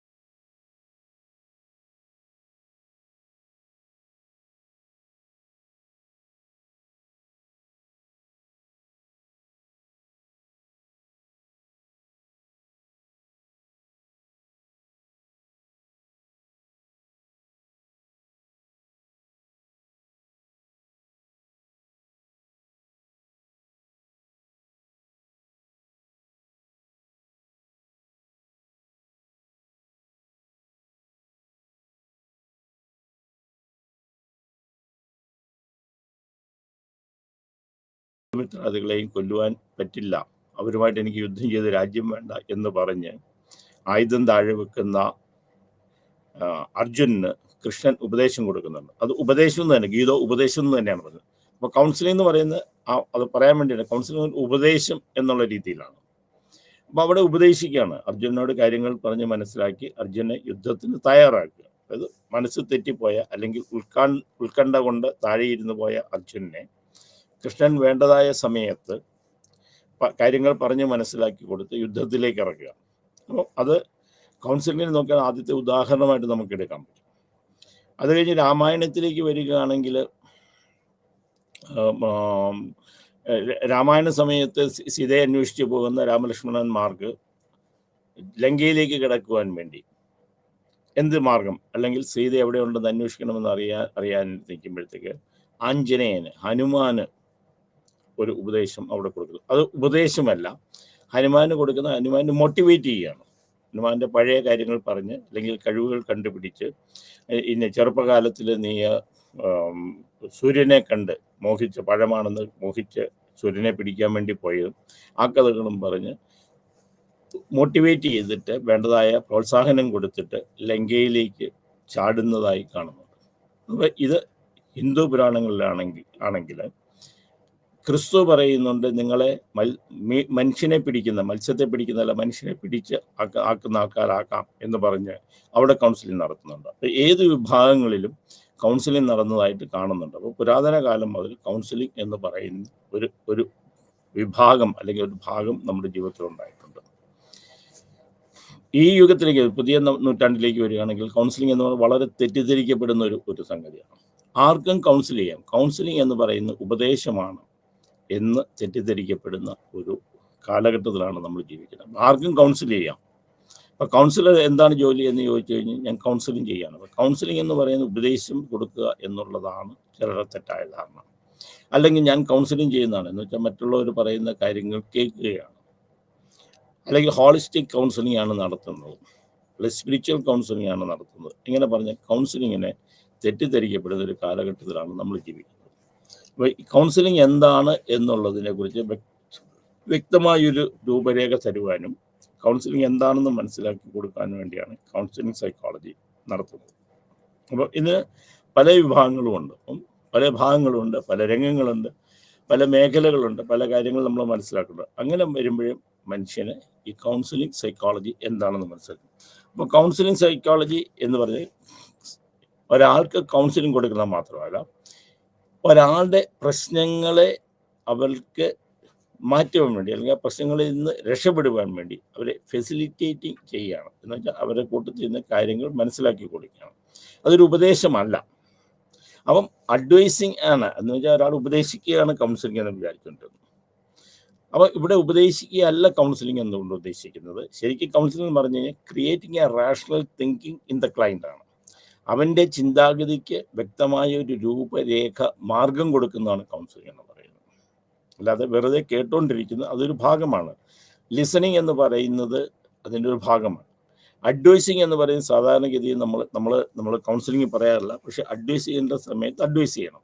അത് ഒരിക്കലും ഉപദേശിക്കുന്നു എന്നുള്ള ധാരണയെ കൊണ്ടല്ല, അവരുടെ മനസ്സിലുള്ള ധാരണകളുടെ അല്ലെങ്കിൽ മറന്നു നീക്കി അവരെ വ്യക്തമായ ഒരു മേഖലയിലേക്ക് നയിക്കാൻ വേണ്ടിയിട്ടാണ് ഇത് ചെയ്യുന്നത്.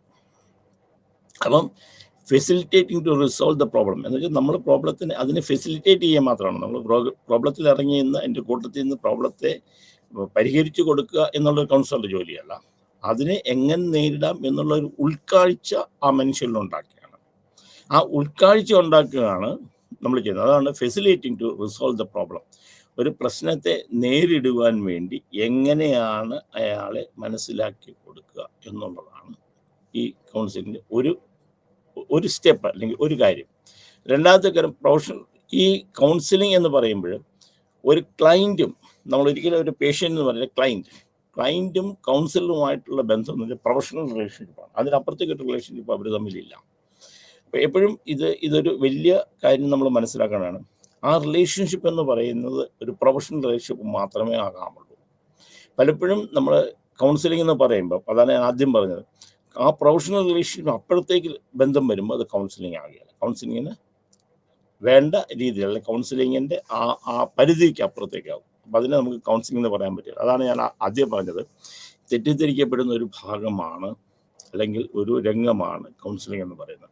അപ്പോൾ പലരും കൗൺസിലർ എന്ന് പറഞ്ഞിട്ട് അയാളുടെ പ്രശ്നം വന്ന് അയാളുടെ കൂട്ടത്തിൽ പോയി അയാളുടെ കാര്യങ്ങൾ നടന്നു, അയാളുടെ വീട്ടിൽ പോയി, അല്ലെങ്കിൽ അയാൾ ഇരിക്കുന്നിടത്ത് ചെയ്യുന്നു, അങ്ങനെ പറയുന്നു. അപ്പോൾ പലപ്പോഴും നമുക്ക് ഫോൺ കോൾ കിട്ടാറുണ്ട്, ഡോക്ടർ ഒന്ന് വിളിച്ചങ്ങോട്ട് സംസാരിക്കുമോ?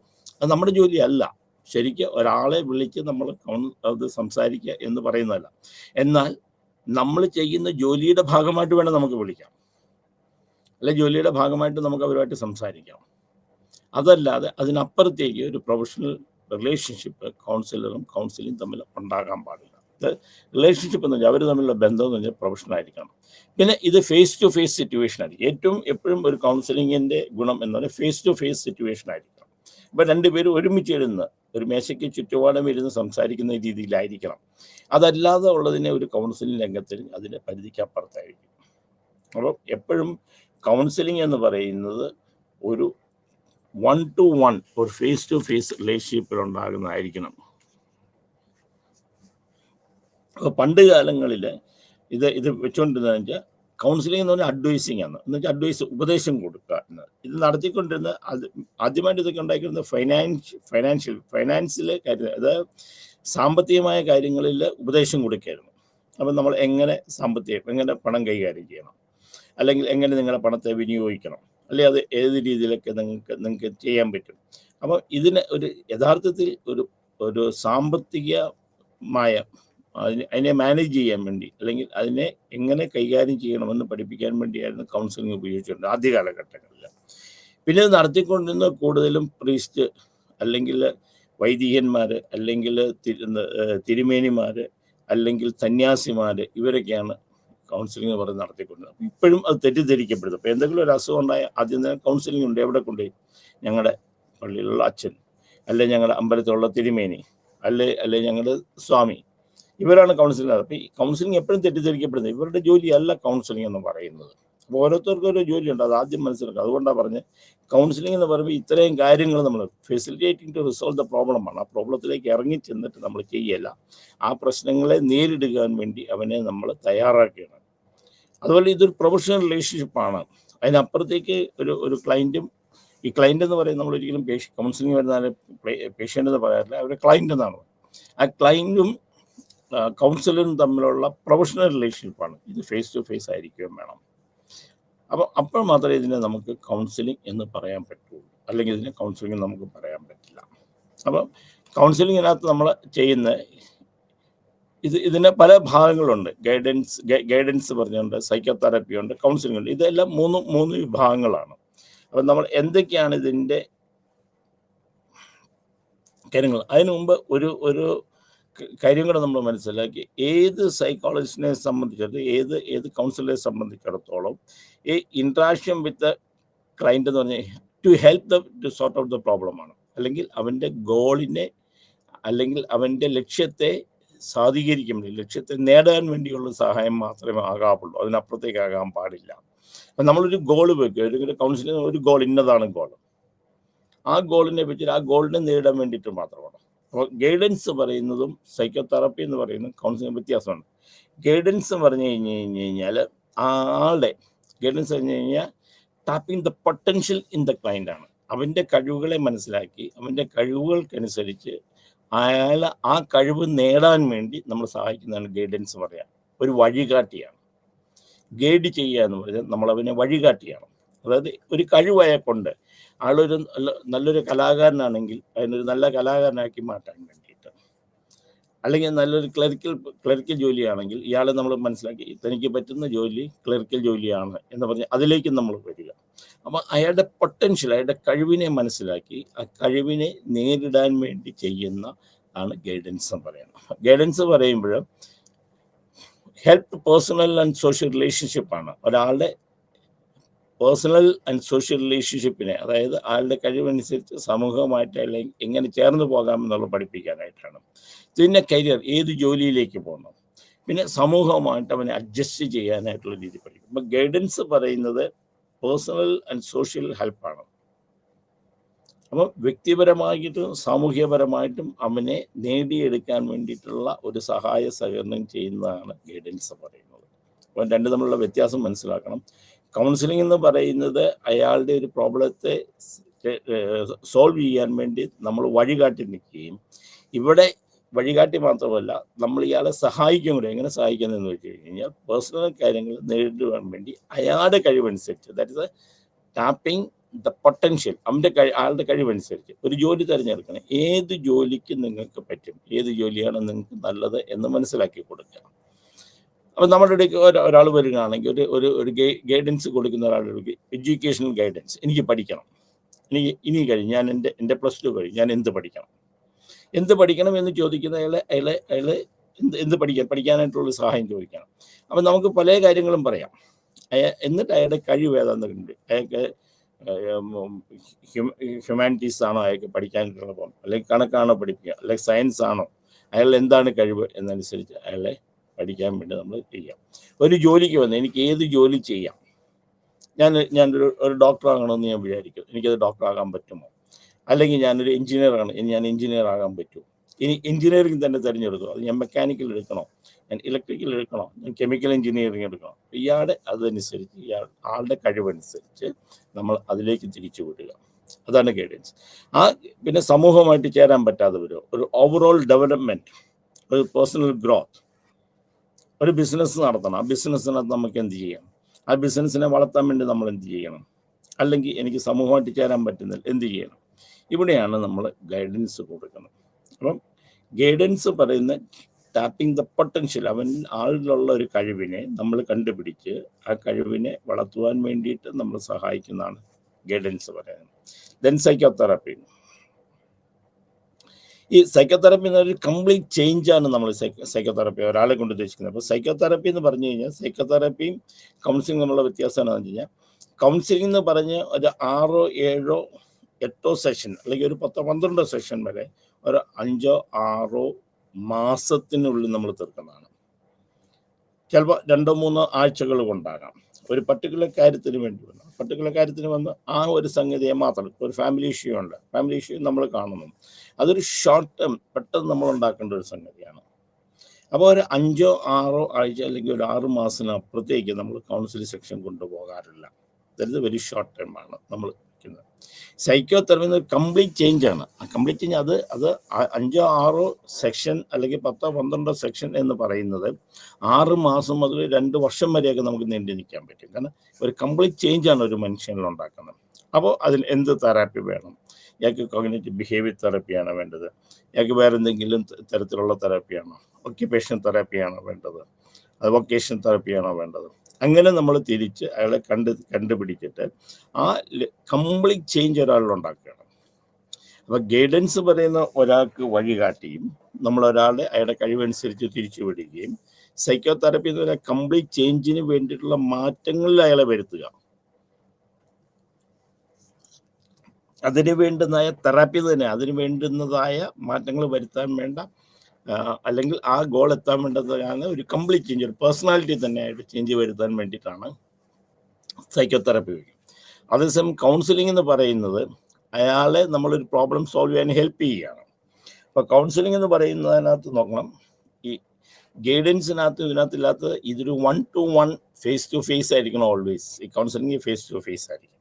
രണ്ടാമത് ഒരു ഗോൾ അച്ചീവ് ചെയ്യാൻ വേണ്ടി നമ്മൾ കൂട്ടത്തിൽ നിൽക്കുകയല്ല, പക്ഷെ അതിന് അയാളെ തയ്യാറപ്പെടും. അയാളുടെ ഉൾക്കാഴ്ച, ക്രിയേറ്റിംഗ് എ റാഷണൽ തിങ്കിങ്, എന്താണോ സംഭവിക്കുന്നത് ആ സംഭവിക്കുന്നതിനെ കുറിച്ച് വ്യക്തമായൊരു ധാരണ മനസ്സിലാക്കി അയാൾക്ക് ഒരു ഉണർവുണ്ടാക്കുന്ന, അല്ലെങ്കിൽ അയാളുടെ മാറ്റമുണ്ടാക്കുന്ന, അയാളുടെ ചിന്താഗതിയിലും അയാളുടെ പെർസെപ്ഷനിലും അയാളുടെ കാഴ്ചപ്പാടിലും വ്യത്യാസം ഉണ്ടാക്കുന്ന കൗൺസിലിംഗ് എന്ന് പറയുന്നത്. അപ്പം നമ്മൾ ഗൈഡൻസ് കൊടുക്കുമ്പോഴും സൈക്കോതെറാപ്പി കൊടുക്കുമ്പോഴും കൗൺസിലിംഗ് കൊടുക്കുമ്പോഴും എന്താണ് ഇതിൻ്റെ വ്യത്യാസം എന്നുള്ളത് മനസ്സിലാക്കണം.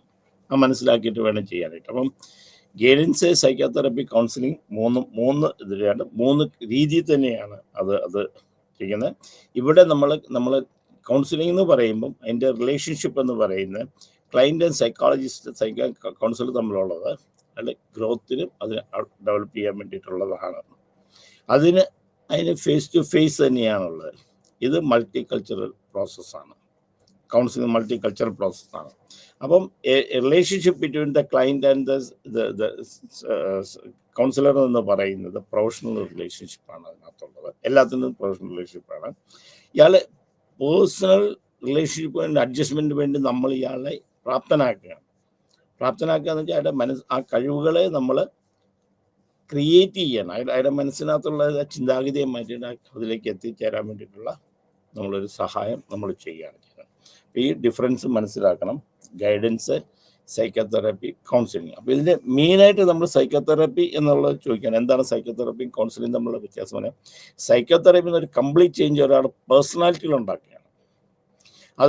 അതിൻ്റെ കാലാവധി എന്ന് പറയുന്നത് 6 മാസം മുതൽ 2 വർഷം വരെയാണ്. അപ്പോൾ ഒരു കൗൺസിലിംഗ് നമ്മൾ അതിലപ്പുറത്തേക്ക് നമ്മൾ കൗൺസിലിംഗ് സാധാരണഗതിയിൽ മാക്സിമം നമ്മളൊരു 6 മാസമാണ് നമ്മൾ വയ്ക്കുന്നത്. ഡിപ്പെൻസ്, അത് ഏത് രീതിയാണ്, എന്താണ് നമ്മുടെ ഗോൾ അതനുസരിച്ചാണ് നമ്മൾ ചെയ്യുന്നത്.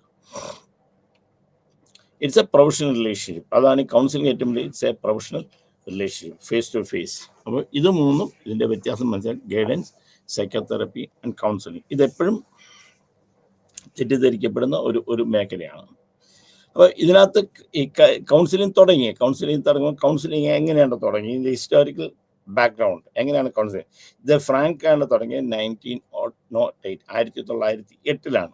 അന്ന് ഇദ്ദേഹം തുടങ്ങുമ്പോൾ ദ നോളജ് ഓഫ് ഒരു ജോലിയെക്കുറിച്ചുള്ള കാര്യങ്ങൾ പറഞ്ഞ് മനസ്സിലാക്കി കൊടുക്കുക, ആളെക്കുറിച്ച് മനസ്സിലാക്കുക. ഇത് നമ്മൾ ആദ്യം പറഞ്ഞല്ലോ, ഒരു എന്ത് ജോലി ചെയ്യാൻ പറ്റും, എന്ത് തരത്തിലുള്ള ജോലിയാണ്, ഈ ജോലിക്ക് നിങ്ങൾക്ക് എന്തൊക്കെയാണ് കഴിവുണ്ട്, ഇത് നിങ്ങളുടെ സെൽഫും അണ്ടർസ്റ്റാൻഡിങ് സെൽഫും ജോലിയും തമ്മിലുള്ള അറിവ്, അവനെക്കുറിച്ച് മനസ്സിലാക്കി ജോലിയെക്കുറിച്ച് മനസ്സിലാക്കിയിട്ട് അതിന് എങ്ങനെ ചെയ്യണം എന്നുള്ളതിനെ കുറിച്ചായിരുന്നു ചെയ്തത്. 1908 ആദ്യമായിട്ട് നമ്മൾ ഈ കൗൺസിലിംഗ് എന്ന് പറഞ്ഞ് നമ്മൾ തുടങ്ങിയിട്ടുള്ളത്. അത് കഴിഞ്ഞിട്ട് നമ്മൾ ഡേവിസ് എന്ന് പറയുന്നതാണ് വൊക്കേഷണൽ മോറൽ കൗൺസിലിംഗ്.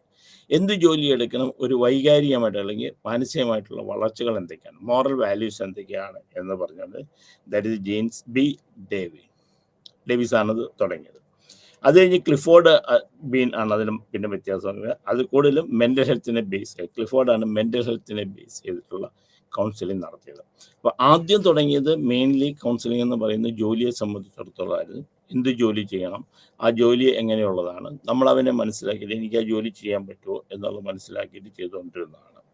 അത് കഴിഞ്ഞിട്ട് പിന്നെ വൊക്കേഷണൽ ആൻഡ് മോറൽ വാല്യൂസിനെ കുറിച്ച്, വൊക്കേഷണൽ എന്ത് ജോലി, അതിൻ്റെ മാനസികമായ നിലപാട്, എങ്ങനെ സാമൂഹ്യമായിട്ട് ചെയ്യണം, അങ്ങനെയുള്ളതായിരുന്നു കൊടുത്തത്. അത് ജെയിംസ് ബി ഡേവിസ് എന്ന് പറയുന്നത്. ഇതിനെ ക്ലിഫോർഡ് ബീനാണ് നമ്മൾ കൂടുതലും സൈക്കോതെറാപ്പി ആയിരുന്നു, സൈക്കോളജിക്കായിട്ട് ബന്ധപ്പെട്ട് വന്ന് അത് മെൻ്റൽ ഹെൽത്തിനെ കുറിച്ചുള്ളതായിരുന്നു വന്നത്. ഇന്ത്യയിലാണെങ്കിൽ 1941 തുടങ്ങിയത്. ബോംബെയിലാണ് 1941 നമ്മൾ കൗൺസിലിംഗ് എന്ന് പറഞ്ഞ് തുടങ്ങിയത്. 1954 പിന്നെ നമ്മൾ ഇന്ത്യയിൽ ഇത് ഗ്രോത്ത് ചെയ്യുകയും അത് പഠിപ്പിക്കാനുള്ള സൗകര്യങ്ങളുണ്ടാക്കുകയും ഗവൺമെൻറ് ഇത് പിന്നീട് അത് നിയമപരമായിട്ടുള്ള പ്രാബല്യത്തിലേക്ക് കൊണ്ടുവന്നു. കാരണം എന്ന് വെച്ചാൽ കൗൺസിലിംഗ് എന്താണെന്നുള്ളതും അതിന് നിയമപരമായിട്ട് എന്തൊക്കെ വേണം, ഒരു കൗൺസിലർക്ക് എന്തൊക്കെ വേണമെന്നുള്ളതും അതുവരെ അങ്ങനെ ഒരു നിയമം ഉണ്ടാകുന്നത് വരെ എല്ലാവരും കൗൺസിലിംഗ് എന്ന് പറഞ്ഞ് നടക്കുമായിരുന്നു. പക്ഷെ ഒരു കൗൺസിൽ പ്രൊഫഷണൽ ആകണം എന്നുണ്ടെങ്കിൽ അയാൾക്ക് അതിന് ലൈസൻസ് ഉണ്ടായിരിക്കണം. റീഹാബിലിറ്റേഷൻ കൗൺസിൽ ഓഫ് ഇന്ത്യ അതിന് ലൈസൻസ് കൊടുക്കുന്നുണ്ട്. പിന്നെ പല കോളേജുകളിലും കൗൺസിലിങ്ങിന് മാത്രമായിട്ട് സെക്ഷൻ നടത്തി, ഡിപ്ലോമ കോഴ്സൊക്കെ നടത്തി അതിന് അംഗീകാരം കൊടുത്തിട്ടുണ്ട്. അങ്ങനെയുള്ള ആൾക്കാർക്ക് കൗൺസിലിംഗ് നടത്താം. ഇതൊന്നുമില്ലാത്ത ആൾക്കാരാണ് പലപ്പോഴും നടത്തുന്നത്. എന്താണ് കൗൺസിലിംഗ് എന്ന് പോലും അറിയാത്ത ആൾക്കാർ നടത്താം. നമ്മൾ പ്രത്യേകം ശ്രദ്ധിക്കുക, എപ്പോഴും ഒരു കൗൺസിലിംഗ് എന്ന് പറയുമ്പോൾ അതിന് പ്രൊഫഷണലി അപ്രൂവ്ഡ് ആയിട്ടുള്ള ആളാണോ എന്ന് നോക്കുക. കാരണം തെറ്റിദ്ധരിക്കപ്പെടുന്ന ഒരു സംഗതിയാണ്. കാരണം ഇത് സൈക്കോളജിയായിട്ട് ബന്ധമുള്ള സൈക്കോളജിക്കൽ ഡിസീസ് എന്താണെന്നുള്ളത് മനസ്സിലാക്കിയിട്ട് എന്തൊക്കെയാണ് മാനസിക രോഗങ്ങൾ, ആ മാനസിക രോഗങ്ങൾ ഏതൊക്കെ തരത്തിലുള്ളതാണ് എന്നൊക്കെ മനസ്സിലാക്കിയ ആൾ വേണം നമ്മൾ കൗൺസിലിംഗ് പോകാൻ. ഒരു ഉദാഹരണം ഞാൻ പറയുകയാണെങ്കിൽ, ഇപ്പം ഭർത്താവിന് ഭാര്യ സംശയം എന്ന് പറയുമ്പോൾ, സംശയം എന്ന് പറയുന്ന രോഗമുണ്ട്, പാരനോയിയ. ഈ പാരനോയിയ അറിയില്ലാത്ത ഒരാൾ കൗൺസിലിങ്ങിന് പോയി കഴിഞ്ഞ് കഴിഞ്ഞാൽ രോഗം എന്താണെന്ന് അറിയാതെ ചെയ്ത് കഴിഞ്ഞ് കഴിഞ്ഞാൽ അതിന് വിജയം ഉണ്ടാവില്ല. അപ്പോൾ പാരനോയിയ എന്നൊരു രോഗമുണ്ടെന്നും അതിൻ്റെ ലക്ഷണങ്ങൾ എന്തൊക്കെയാണെന്നും ആ ലക്ഷണങ്ങൾ കണ്ടു കഴിഞ്ഞാൽ അത് രോഗമാണെന്ന് ഐഡൻറ്റിഫൈ ചെയ്യാനും അത് വ്യക്തമായിട്ട് മനസ്സിലാക്കാനും അങ്ങനെ അതിന് ചികിത്സ എന്ത് വേണമെന്നുള്ളത് തീരുമാനിക്കുക, അത് പറഞ്ഞ് മനസ്സിലാക്കി കൊടുക്കാനും കഴിവുണ്ടായിരിക്കണം. അപ്പോൾ സൈക്കോളജിയായിട്ട് ഉള്ളതും മാനസിക രോഗങ്ങളെക്കുറിച്ചും അറിവില്ലാത്ത ഒരാളാണ് ഇവിടെ കൗൺസിലിംഗ് നടത്തുന്നതെങ്കിൽ ആ കൗൺസിലിംഗ് പരാജയപ്പെടുകയുള്ളൂ. ഒരു കുട്ടിയെ പഠിപ്പിക്കണം എന്നൊരു ഗൈഡൻസ് കൊടുക്കുന്ന ആൾക്കാർക്ക് ആ കുട്ടിയുടെ ഇൻ്റലിജൻസ് എന്താണെന്ന് അറിയില്ല എന്നുണ്ടെങ്കിൽ, ഇൻ്റലിജൻസിൻ്റെ ലെവൽ എത്രയാണെന്ന് അറിയില്ല എന്നുണ്ടെങ്കിൽ, എന്താണ് മെൻ്റലി ചലഞ്ച്ഡ് അല്ലെങ്കിൽ മെൻ്റൽ റിട്ടാർഡേഷൻ എന്താണ് ഐക്യൻ്റെ ലെവൽ വരുമ്പം ആരാണ് അതിൻ്റെ ലെവൽ, ഇത് ബോർഡർ ലൈൻ ആണോ, അതല്ല ആവറേജ് ഇൻ്റലിജൻസ് ഉണ്ടോ, ഐക്യു കൂടുതലുള്ള കുട്ടിയാണോ എന്നറിയാൻ നമ്മൾ കൗൺസിലിംഗ് നടത്തി കഴിഞ്ഞാൽ അത് ശരിയാവില്ല, ഗൈഡൻസ് കൊടുത്താൽ ശരിയാവില്ല. അതുപോലെ തന്നെ എന്തെങ്കിലും ലേണിംഗ് ഡിസബിലിറ്റി ഉണ്ടോ, ലേണിംഗ് ഡിസബിലിറ്റി എന്താണ്, ADHD എന്താണ്, ഇതറിയില്ലാത്ത ഒരാൾ കൗൺസിലിങ്ങോ ഗൈഡൻസ് നടക്കാൻ പോയാൽ ശരിയാവില്ല. അതുകൊണ്ടാണ് എപ്പോഴും ഇതൊരു പ്രൊഫഷണൽ ഇതുള്ളതായിരിക്കണം. ഒന്ന്, ഇവർക്ക് എന്തെങ്കിലും പ്രൊഫഷണലി ഡിഗ്രി എടുത്തുള്ള ആൾക്കാരായിരിക്കണം. രണ്ടാമത്, റീഹാബിലിറ്റേഷൻ കൗൺസിൽ ഓഫ് ഇന്ത്യ അല്ലെങ്കിൽ സൈക്കോളജിക്കൽ കൗൺസിൽ ഓഫ് ഇന്ത്യ അവരുടെ അപ്രൂവലുള്ള ആളായിരിക്കണം. കാരണം അവർ ലൈസൻസ് കൊടുക്കുന്നുണ്ട്, ഇവർക്ക് ഇതിന് പറ്റും എന്ന് പറഞ്ഞ് ലൈസൻസ് കൊടുക്കുന്നുണ്ട്.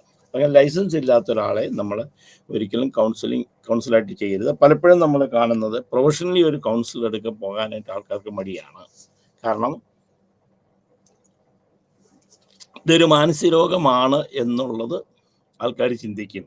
ഒരു സൈക്കോളജിസ്റ്റിൻ്റെ അടുക്ക പോയാൽ ഇത് മാനസിക രോഗമാണ്, ഒരു സൈക്കോളജിക്കൽ കൗൺസിലറുടെ അടുക്ക പോയാൽ ഇത് രോഗമാണെന്ന് മനസ്സിലാക്കും എന്നുള്ള തെറ്റിദ്ധാരണ കൊണ്ടും എന്താണ് കൗൺസിലിംഗ് അറിയില്ലാത്തത് കൊണ്ടും എപ്പോഴും എന്തെങ്കിലും വന്നു കഴിഞ്ഞ് കഴിഞ്ഞാൽ ഇപ്പോഴും നമ്മുടെ ഇന്ത്യയിലുള്ള ആൾക്കാർ, കേരളത്തിലുള്ള ആൾക്കാർ ഇതുപോലുള്ള പ്രീസ്റ്റിൻ്റെ അടുക്കലോ അല്ലെങ്കിൽ സന്യാസിമാരുടെ അടുക്കലോ വൈദികന്മാരുടെ അടുക്കലോ പൂജാരികളുടെ അടുക്കലോ അങ്ങനെയുള്ളതൊക്കെ പോകുള്ളൂ.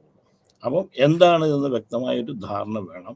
അപ്പോൾ അങ്ങനെയുള്ള ആൾക്കാർക്ക് അതുകൊണ്ടാണ് 1954 ഇന്ത്യയിൽ ഇത് അംഗീകരിക്കപ്പെട്ട് ചെയ്തിട്ടുള്ളത്. തുടങ്ങിയത് 1941 ഒരു ഔദ്യോഗികമായിട്ട് ഇത് വന്നതും റീഹാബിലിറ്റേഷൻ കൗൺസിൽ ഇന്ത്യയുടെ ലൈസൻസ് വേണമെന്ന് പറഞ്ഞ് വന്നതും അതിന് ലൈസൻസ് കൊടുക്കാനൊക്കെ തുടങ്ങിയത് 1954 മുതലാണ്.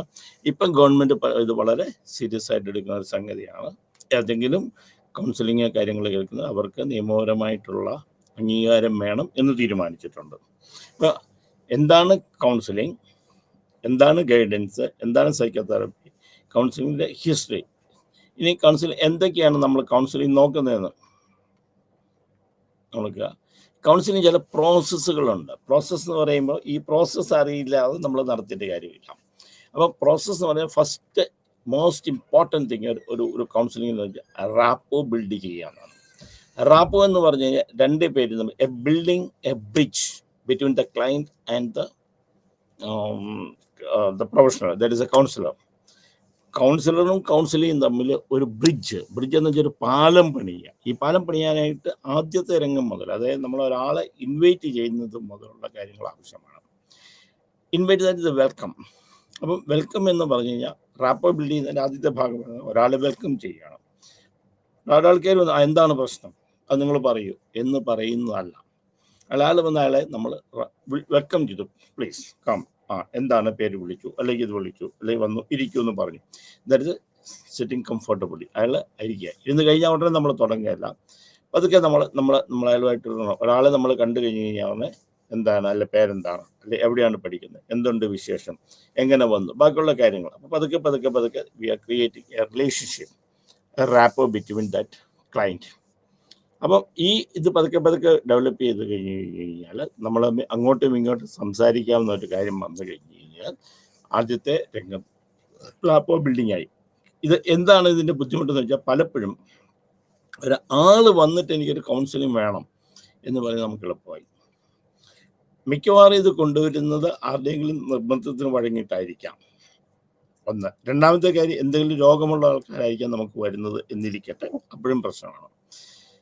അപ്പം ഇത് ആദ്യം വളരെ കംഫോർട്ട് വേണം. അതായത് ഞാൻ നിങ്ങളെ അംഗീകരിക്കുന്നു എന്നുള്ള തോന്നൽ, അല്ലെങ്കിൽ നിങ്ങൾ പറയുന്നത് എനിക്ക് കേൾക്കാനായിട്ടുള്ള മനസാന്നിധ്യമുണ്ടെന്ന് നമ്മൾ മനസ്സിലാക്കുക. അത് മാത്രമല്ല, നിങ്ങൾ പറയുന്നതിന് എനിക്കൊരു ഉത്തരം കണ്ടുപിടിക്കാൻ സാധിക്കും എന്നുള്ളൊരു തീരുമാനം. നമ്മൾ അങ്ങനെയുള്ള അടുക്കൽ പോയിട്ട് നമ്മൾ പറയാൻ തയ്യാറുള്ളൂ. That is called the rapport formation. അപ്പോൾ റാപ്പോ ബിൽഡ് ചെയ്യുന്നതിൻ്റെ ആദ്യത്തെ വെൽക്കം, ദെൻ എല്ലാവരും തുടങ്ങുന്നത് making sit comfortably. Making sit comfortably എന്ന് പറഞ്ഞു കഴിഞ്ഞാൽ അവിടെ ഒരു ചാരുകസര ഇട്ട് കൊടുത്തിട്ട് നമ്മൾ ഇരുത്തുക, ഒരു കട്ടിലിട്ട് കൊടുത്തിട്ട് അത് കിടക്കാൻ പറയുക, അതല്ല നമ്മൾ ചെയ്യുന്നത്. അപ്പം നമ്മുടെ ആ മൊമെൻറ്റ് കുറേ കാര്യങ്ങൾ പറയും. അത് വളരെ സൈലൻ്റ് ആയിരിക്കണം, റൂം വൃത്തിയായിരിക്കും. ഒരാൾ വരണമെന്ന് വെച്ചാൽ നമ്മളെങ്ങനെ റൂം വൃത്തിയാക്കി വെക്കുക എന്ന് പറയുക. അപ്പോൾ ഇതിന് ഒരു സെറ്റപ്പ് ഉണ്ടാകണം. കൗൺസിലിൻ്റെ ഒരു സെറ്റപ്പ് ഉണ്ടാകണം. ആ സെറ്റപ്പ് എന്ന് പറഞ്ഞു കഴിഞ്ഞാൽ ആ റൂമിലേക്ക് കയറുമ്പോൾ അതൊരു കൗൺസിലിംഗ് നടത്താനുള്ള സെൻ്ററാണെന്ന് തോന്നണം. അല്ലാതെ അടുക്കളയിൽ നിന്നിട്ട് നമുക്ക് കൗൺസിലിംഗ് ചെയ്യാം, അതല്ല. അല്ല നമുക്ക് വഴി നിന്നിട്ട് നമുക്ക് ചെയ്യാം, അതല്ല. അപ്പം ഇരിക്കുന്ന ആൾക്ക് തോന്നണം ഇത് നമുക്ക് ചെയ്യാൻ പറ്റിയ പ്രൊഫഷണൽ ഏരിയ ആണെന്ന് നമുക്ക് തോന്നണം. നമ്മളും പ്രൊഫഷണൽ ആയിരിക്കണം, അവർക്കും ഫീൽ ചെയ്യണം നമ്മളൊരു ക്വാളിഫൈഡ് പേഴ്സൺ ആണെന്നുള്ള ഫീൽ ചെയ്യണം. അപ്പം ഇത്രയാണ് നമ്മൾ ചെയ്യുക. എന്നിട്ട് അവർക്ക് തോന്നണം എനിക്കൊരു കാര്യം ഇയാളുമായിട്ട് സംസാരിക്കാൻ പറ്റും, ആ കാര്യം ഇയാൾക്ക് കേൾക്കാനുള്ള മാനസികാവസ്ഥയുണ്ട്, അതിന് എനിക്ക് മറുപടി കിട്ടും, അല്ലെങ്കിൽ ഈ ആൾക്കാർക്ക് എന്നെ സഹായിക്കാനുള്ള കഴിവുണ്ട് എന്ന് തോന്നാം. That is called the rapport formation. Initial interview എന്ന് പറഞ്ഞു കഴിഞ്ഞാൽ എന്താണ് ഇനിഷ്യൽ ഇൻ്റർവ്യൂ? ബാക്കിയുള്ള കാര്യങ്ങൾ എന്താണെന്ന് ചോദിച്ചു കഴിഞ്ഞാൽ വന്നു കഴിഞ്ഞാൽ ഉടനെ നമ്മൾ കാര്യങ്ങൾ ചോദിച്ചങ്ങോട്ട് പറയും, നിങ്ങൾക്ക് എന്താണ് വേണ്ടത് വേണമെന്ന് പറഞ്ഞിട്ട് പോകുക. അങ്ങനെയല്ല, അവർ റിലാക്സ് ചെയ്തു, ഫീൽ ചെയ്തു, നമ്മൾ സമയം കൊടുത്തു, ഓക്കെ നമ്മൾ കേൾക്കുമെന്നുള്ളതായിരുന്നു. ഇനിഷ്യൽ എന്തിനു വന്നു, അല്ല എന്തുണ്ട് വിശേഷം, അല്ല എവിടെയാണ് നിങ്ങൾ പഠിച്ചത്, എവിടെയാണ്, എന്തൊക്കെ കാര്യങ്ങൾ ചെയ്തു, നമ്മളൊരു ഇനിഷ്യലായിട്ട് ഇയാളുമായിട്ട് നമ്മളൊരു ചെയ്യുക. അപ്പോൾ ഇയാളെക്കുറിച്ച് ഇയാളുടെ ഫാമിലിയെക്കുറിച്ച്, അച്ഛനെ അമ്മയെക്കുറിച്ച്, സഹോദരന്മാരെക്കുറിച്ച്, ബാക്കിയുള്ള കാര്യങ്ങൾ, ഇയാൾ ജോലി എന്ത് ചെയ്യുന്നു, എന്താ കാര്യത്തിനെ കുറിച്ച്, എന്തിനാണ് വന്നത് എന്നുള്ള ഒരു ചോദ്യം. നേരിട്ട് എന്തിനാണ് ഇങ്ങോട്ട് വന്നത് എന്നുള്ളതല്ല, എന്താണ് നമ്മൾ വന്നത്, അല്ലെങ്കിൽ എന്താണ് നമ്മുടെ പ്രശ്നങ്ങൾ എന്തൊക്കെയാണ്, അല്ലെങ്കിൽ എന്താണ് നമ്മളോട് ഷെയർ ചെയ്യാനായിട്ടുള്ളത് എന്ന് ചോദിക്കുക. അല്ല എന്തിനാണ് ഇങ്ങോട്ട് വന്നതെന്നുള്ളതല്ല, ഇയാൾ വന്ന കാര്യം ഇയാളുടെ മനസ്സിൽ നിന്ന് നമുക്കൊരു സഹായത്തിനാണ് എന്ന് പറയുന്നത്. അത് ഇനിഷ്യൽ ഇൻ്റർവ്യൂ അവിടെ കഴിയും. അത് കഴിഞ്ഞ് കഴിഞ്ഞാൽ പോസിബിൾ അസസ്മെൻറ്റ്. നമ്മൾ അസസ് ചെയ്യുക എന്ന് പറഞ്ഞു കഴിഞ്ഞാൽ ഉടനെ തന്നെ അയാൾ വിളിച്ച കാര്യങ്ങളെല്ലാം നോക്കുകയല്ല. ഉടനെ സൈക്കോളജിക്കൽ ടെസ്റ്റ് പോവുക, IQ ടെസ്റ്റ് ചെയ്ത് പോവുക, അതായത് നിങ്ങളുടെ വൊക്കേഷൻ ഇത് ചെയ്യാൻ പോയി നിങ്ങൾ ഉടനെ തന്നെ നിങ്ങളുടെ ആങ്സൈറ്റി ചെയ്യുക, അങ്ങനെയല്ല. നമ്മൾ എന്താണ് നമ്മൾ ചെയ്യുന്നത്, എന്താണ് ഉദ്ദേശം, എന്ത് കാര്യങ്ങൾ നമുക്ക് മനസ്സിലാക്കണം, എന്നിട്ട് പോസിബിൾ അസസ്മെൻറ്റ് നമ്മൾ നടത്തി. ഇന്നതാണ് ബേസിക് കാര്യങ്ങൾ നമ്മൾ മനസ്സിലാക്കി.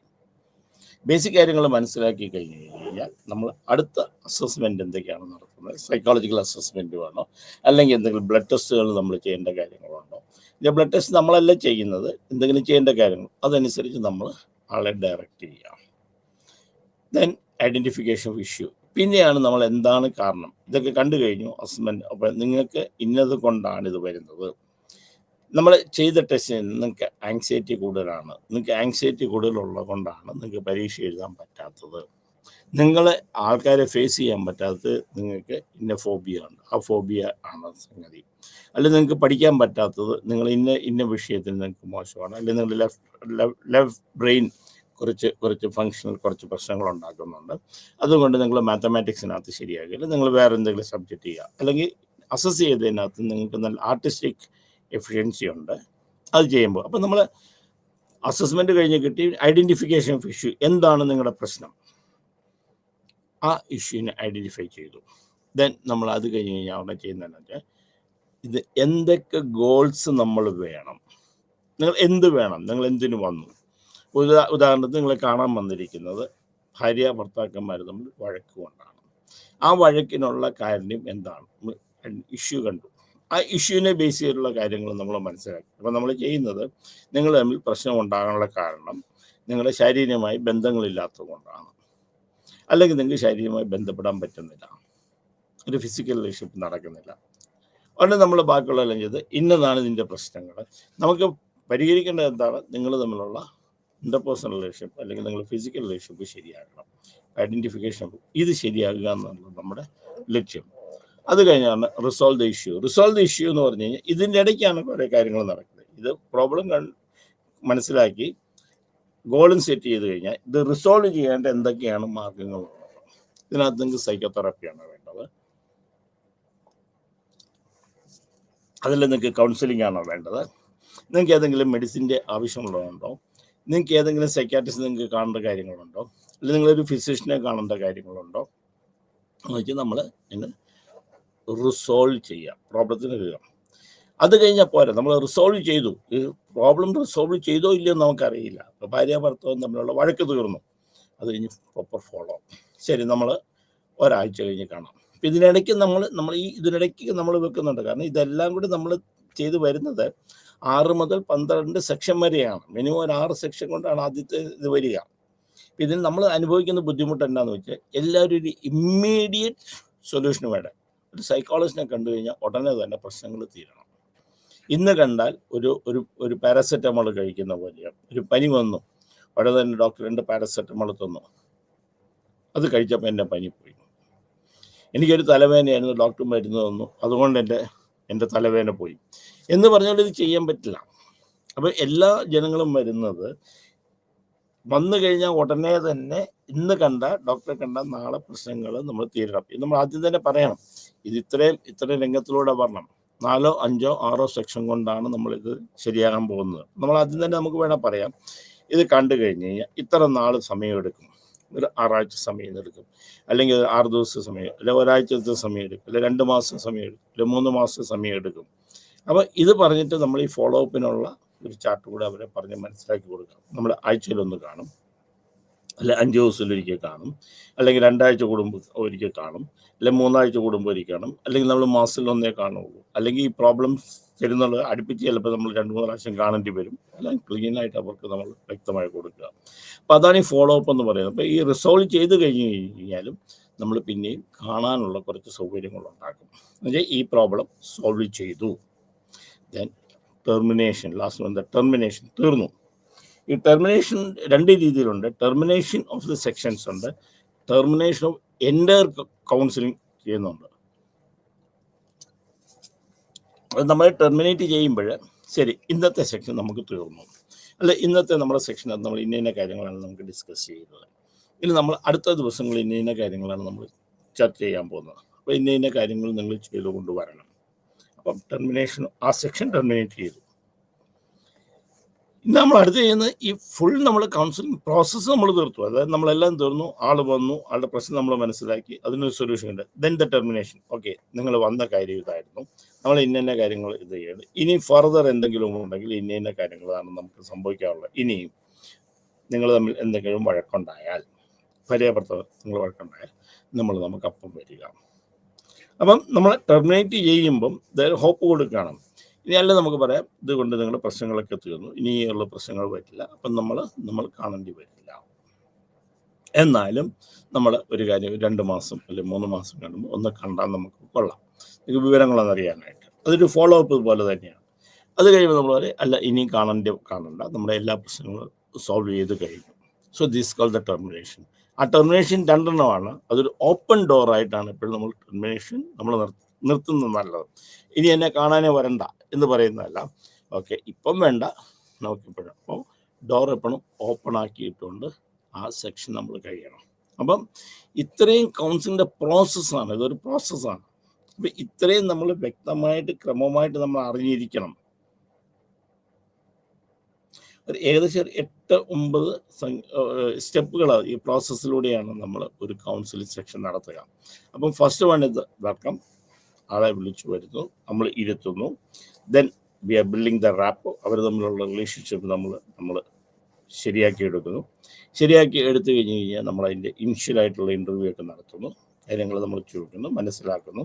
എന്തെങ്കിലുമൊക്കെ അസസ്മെൻറ്റ് നടത്തേണ്ട കാര്യമുണ്ട്, then we are doing the assessment നമ്മൾ നടത്തി. ആ അസസ്മെൻറ്റ് നടത്തി കഴിഞ്ഞ് കഴിഞ്ഞാൽ ഇഷ്യൂ എന്താണെന്നുള്ളതിന് നമ്മൾ വ്യക്തമായൊരു ധാരണ വന്നു. ആ ഇഷ്യൂവിനെ എങ്ങനെ ഓവർകം ചെയ്യണം, അല്ലെങ്കിൽ ആ പ്രോബ്ലത്തിന് ഐഡൻറ്റിഫൈ ചെയ്ത ഗോള് ചെയ്തതിനെ എങ്ങനെ ചെയ്യുന്നത്, വാട്ട് ഈസ് അവർ ഗോൾ. ദെൻ റിസോൾവ് ഇഷ്യൂ, എങ്ങനെ ആ റിസോൾവ് ചെയ്യണം എന്നുള്ളത് തീരുമാനിക്കുക. ദെൻ ഫോളോ അപ്പ്, പിന്നെ ഫോളോ അപ്പ് നമ്മൾ ചെയ്യുക. Then termination. ഇത്രയും കാര്യങ്ങൾ, ഈ 8 കാര്യമെങ്കിലും നമ്മൾ ഈ ഒരു പ്രോസസ്സിനകത്ത് നമ്മൾ കാണണം. ഇത്രയും മിനിമം എങ്കിലും കാണണം. ഇതിനപ്പുറത്തേക്കുണ്ട്, കാരണം ഇതിനെ ഓരോന്നിനും നമുക്ക് ചെയ്യാം. എങ്ങനെ റാപ്പോ ബിൽഡ് ചെയ്യണം, നമുക്ക് പല രീതികളാണ്. നമ്മൾ വെൽക്കം ചെയ്യുന്നത് എങ്ങനെയുണ്ട്, നമ്മളെ എങ്ങനെ ആളെ കംഫർട്ടായിട്ട് ഇരുത്തണം, എങ്ങനെ അവരുടെ ഇൻഫർമേഷൻ നമ്മൾ കളക്ട് ചെയ്യണം, എങ്ങനെ അവർക്ക് നമ്മൾ കോൺഫിഡൻസ് ഉണ്ടാക്കണം. അതിനകത്ത് പല പല കാര്യങ്ങൾ കോൺഫിഡൻസ് ഉണ്ടാക്കാൻ എങ്ങനെ നമുക്ക് റാപ്പ് ബിൽഡ് ചെയ്യാൻ എന്തൊക്കെ ചെയ്യണം, അവരുടെ കോൺഫിഡൻസ് എങ്ങനെ എടുക്കാം, അവരെ എങ്ങനെ ടെസ്റ്റ് ചെയ്യാം, എങ്ങനെ നമുക്ക് ലിസൺ ചെയ്യാം, എങ്ങനെ കാര്യങ്ങൾ കേൾക്കാം. ഇതൊക്കെ ആദ്യത്തെ രംഗത്തുള്ളതാണ്. ഇനി ഇൻഷ്യലുണ്ട് എന്തൊക്കെ കാര്യങ്ങൾ നമ്മൾ ചോദിക്കണം, ഏതൊക്കെ കാര്യങ്ങളാണ് നമ്മൾ മനസ്സിലാക്കേണ്ടത്, ഇതൊക്കെ ഡീറ്റെയിൽ ആയിട്ട് നമ്മൾ പഠിക്കും. പിന്നെ എന്തൊക്കെയാണ് അസസ്മെൻറ്റ് നടത്തുന്നത് നമ്മൾ വന്ന കാര്യങ്ങളുമായിട്ട് എന്തൊക്കെയാണ് ബന്ധമുള്ളത്, അതിനെക്കുറിച്ച് നമ്മൾ ചെയ്യാം. പിന്നെ ഐഡൻറ്റിഫൈ ചെയ്ത ഇഷ്യൂ പലപ്പോഴും ചിലപ്പോൾ ക്ലയൻറ്റ് നേരിട്ട് പറയാം, ചിലപ്പോൾ അവർക്ക് അറിയണമെന്നില്ല. നമ്മളായിരിക്കും ഇഷ്യൂ കണ്ടുപിടിച്ചു, നിങ്ങളുടെ പ്രശ്നം ഇന്നതാണ് എന്ന് കണ്ടുപിടിക്കും, നമ്മുടെ ജോലിയാകാം. അത് കഴിഞ്ഞ് നമ്മൾ ഗോൾ സെറ്റ് ചെയ്യുക. അപ്പോൾ ഇതിനൊക്കെ ഓരോ സ്റ്റെപ്സുകൾ, ഇതിനിടയ്ക്ക് ഓരോണ്ട്. How to resolve the issue, എങ്ങനെ ഒരു ഇഷ്യൂ റിസോൾവ് ചെയ്യാം. പല മാർഗ്ഗങ്ങളാണുള്ളത് ഇഷ്യൂ റിസോൾവ് ചെയ്യാനായിട്ട്. അതിന് നിങ്ങൾക്ക് സൈക്കോതെറപ്പി വേണം, അല്ലെങ്കിൽ നിങ്ങൾ മെഡിക്കേഷൻ വേണം, അതല്ലെങ്കിൽ നിങ്ങൾ വേറെ എന്തെങ്കിലും കാര്യങ്ങൾ ചെയ്യണം എന്ന് പറഞ്ഞ്, അല്ലെങ്കിൽ നിങ്ങൾ ഇന്ന ഡോക്ടറെ കാണണം, അല്ലെങ്കിൽ ഇന്ന രീതിയിൽ പോകണം എന്ന് പറയുന്നതും. നമ്മൾ കൗൺസിലിംഗ് എന്ന് പറഞ്ഞു കഴിഞ്ഞാൽ നമ്മൾ ആദ്യം മനസ്സിലാക്കണം, എല്ലാത്തിനും നമ്മളൊരു പ്രശ്നത്തിന് സൊല്യൂഷൻ കാണാനല്ല നമ്മളിരിക്കുന്നത്. അങ്ങനെ വിചാരിക്കുക ചെയ്യരുത്. നമ്മൾ ആ പ്രശ്നത്തിന് സോൾവ് ചെയ്യാനായിട്ട് നമ്മൾ വേണമെന്നില്ല, അത് സോൾവ് ചെയ്യാനായിട്ടുള്ള ഒരു ഇൻസൈറ്റ് എല്ലാം ഉണ്ടാക്കിയാൽ മതി. അതാണ് കൗൺസിലിംഗ് എന്ന് പറയുന്നത്. ഇത് എന്തൊക്കെയാണ് ഇതിൻ്റെ അകത്ത് നമ്മൾ ചെയ്യുന്നുണ്ട്? ഇപ്പം ഇത്രയും നമ്മൾ കാര്യങ്ങൾ ചെയ്ത് എന്താണ്? ഒന്ന്, ഫെസിലിറ്റേറ്റിംഗ് ബിഹേവിയർ ചേഞ്ച്. അവരുടെ പെരുമാറ്റത്തിൽ, അവരുടെ സ്വഭാവത്തിൽ ഒരു മാറ്റം വരുത്തുക. കൗൺസിലിംഗ് കൊണ്ടുണ്ടാകുന്ന ഒരു കാര്യം, ഇപ്പോൾ കൗൺസിലിൻ്റെ പ്രോസസ്സ് കഴിഞ്ഞ് കഴിഞ്ഞാൽ ഇതിനെ കൊണ്ടുള്ള ഇതിൻ്റെ ലക്ഷ്യം എന്താണ്, നമ്മൾ നടത്തുന്ന ഒരു കൗൺസിലിംഗ് ലക്ഷ്യം എന്താണ്? അത് ആദ്യം ഫെസിലിറ്റേറ്റിംഗ് ദ ബിഹേവിയർ ചേഞ്ച്. നമ്മൾ ബിഹേവിയർ ചേഞ്ചസ് ഉണ്ടാക്കുകയല്ല, ബിഹേവിയർ ചേഞ്ചസ് ഉണ്ടാക്കാൻ നമ്മളൊരു കാരണമാകുക, നമ്മൾ ഒരു പാദം മാത്രമാകുക. നമ്മൾ വിചാരിക്കരുത് എൻ്റേതാണ് ഈ പ്രശ്നം, എൻ്റെ പ്രശ്നമാണെന്ന് വെച്ചത് ഒരിക്കലും മനസ്സിലെടുക്കരുത്. നമ്മൾ അവർക്കൊരു വഴികാട്ടി വളരെ ക്രിയേറ്റിംഗ് എ റാഷണൽ തിങ്കിങ്, ബിഹേവിയറിന് എന്തൊക്കെ മാറ്റം വരുത്തണം എന്ന് അവരിൽ ഒരു ഉൾക്കാഴ്ച ഉണ്ടാക്കുക എന്നാണ് നമ്മുടെ ജോലി. Resolution of the problem. Resolution എന്ന് പറഞ്ഞാൽ നമ്മളല്ല പ്രോബ്ലം സോൾവ് ചെയ്യുന്നത്, പ്രോബ്ലം ചെയ്യുന്ന കൗൺസിലേഴ്സ് അല്ല, പ്രോബ്ലം ചെയ്യുന്ന ക്ലയൻറ്റ് തന്നെയാണ്. അതിന് റിസോൾവ് ചെയ്യാനുള്ള വഴികൾ നമ്മൾ ഒരുക്കി കൊടുക്കാം.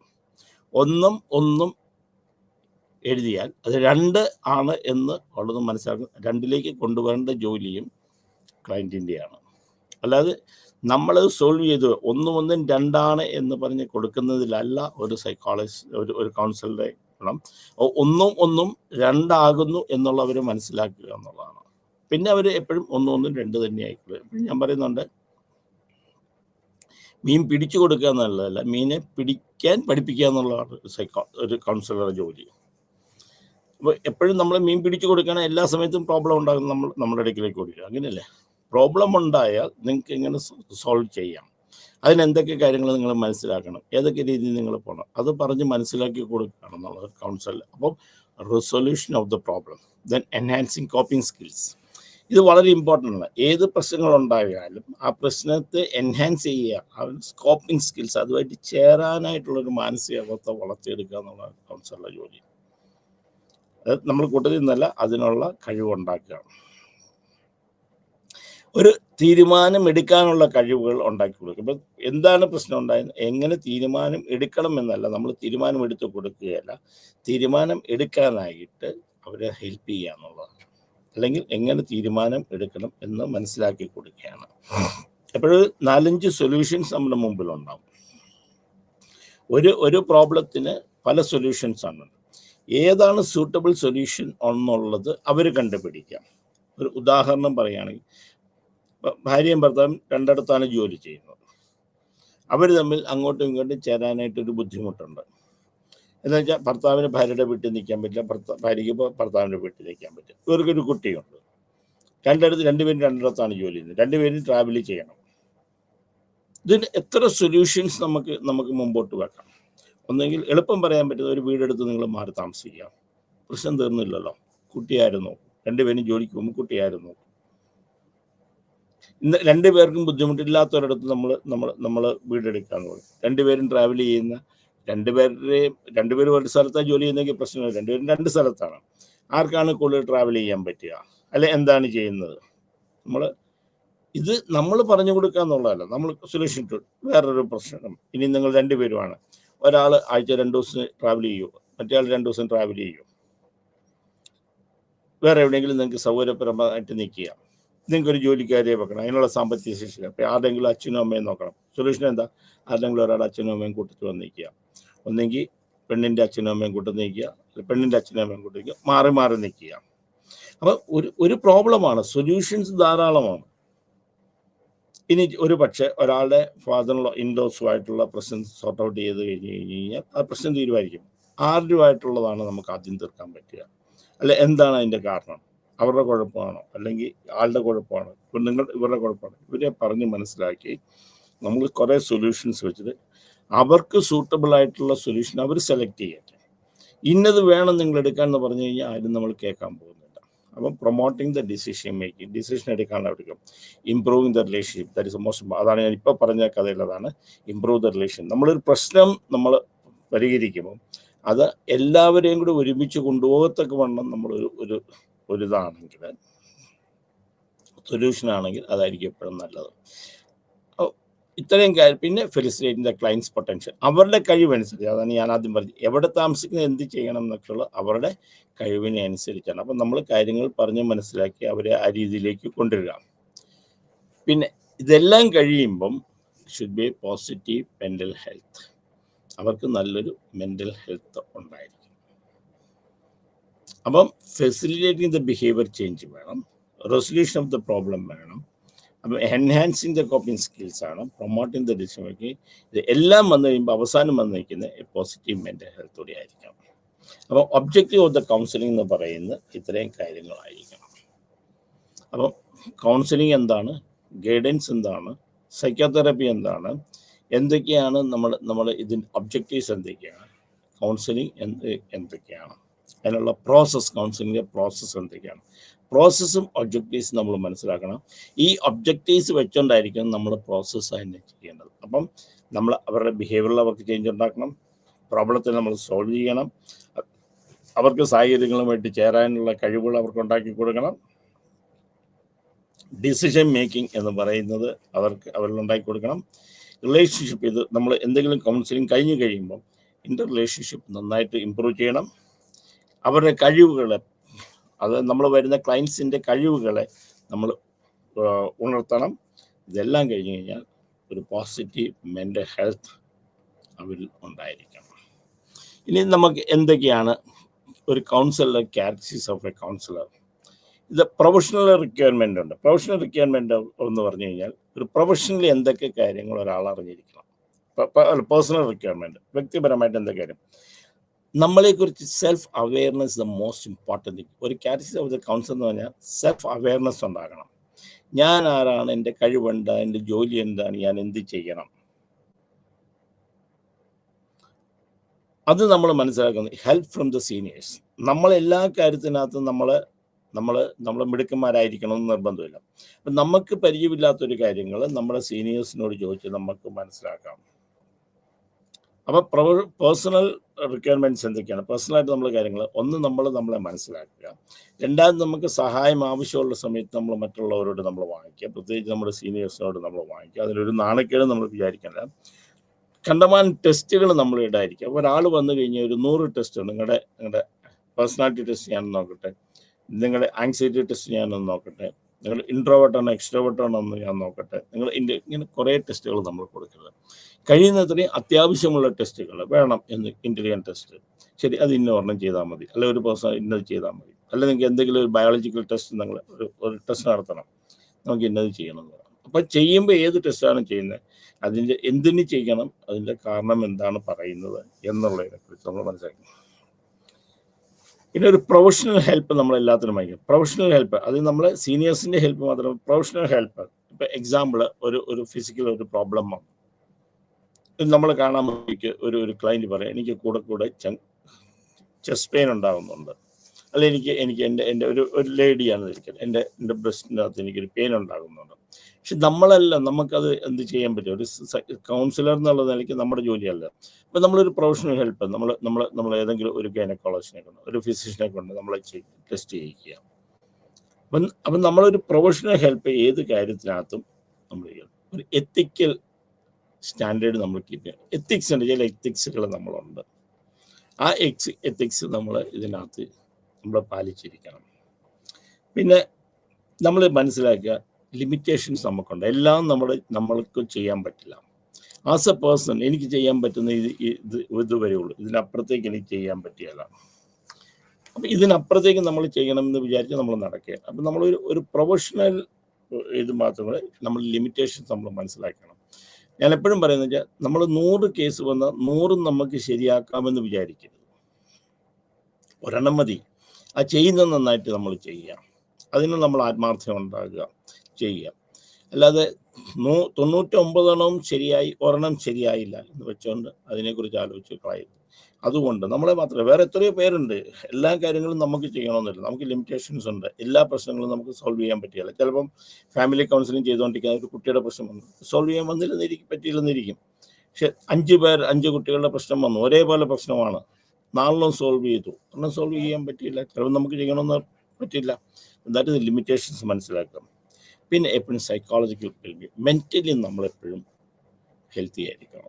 ആസ് എ സൈക്കോളജി നമ്മൾക്ക് നമ്മുടെ പേഴ്സണൽ പ്രശ്നങ്ങളും നമ്മുടെ ഡിപ്രഷനും നമ്മുടെ ആങ്സൈറ്റിയും നമ്മുടെ ഒബ്സഷനും ഇതൊന്നും നമ്മുടെ പ്രൊഫഷണലി നമ്മൾ ബാധിക്കാൻ പാടില്ല. അപ്പം അത് പലപ്പോഴും നമ്മൾ കാണുന്നതാണ്.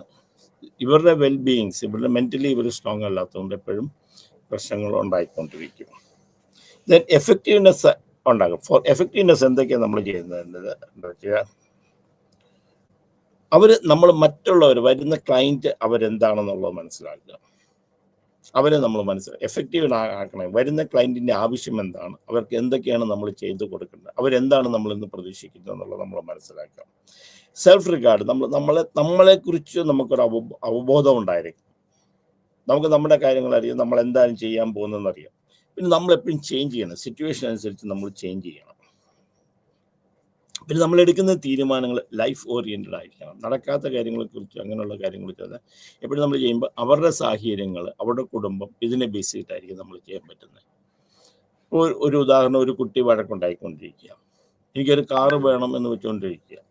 അവർക്ക് കാർ വാങ്ങാൻ പറ്റില്ല, കുട്ടിക്ക് കാർ വാങ്ങിച്ചു കൊടുക്കാൻ നമുക്ക് പറയാൻ പറ്റും. പക്ഷെ നമുക്ക് അവൻ്റെ ഒരു ആവശ്യമാണെങ്കിൽ ആ ലൈഫ് അവന് വേണ്ടതായെന്നുള്ളത് നമുക്ക് അതിന് ചെയ്യാം. പിന്നെ സിൻസിയർ ആൻഡ് ഓണസ്റ്റ് ആയിരിക്കും. നമ്മൾ ചെയ്യുന്ന കാര്യം സത്യസന്ധത വേണം.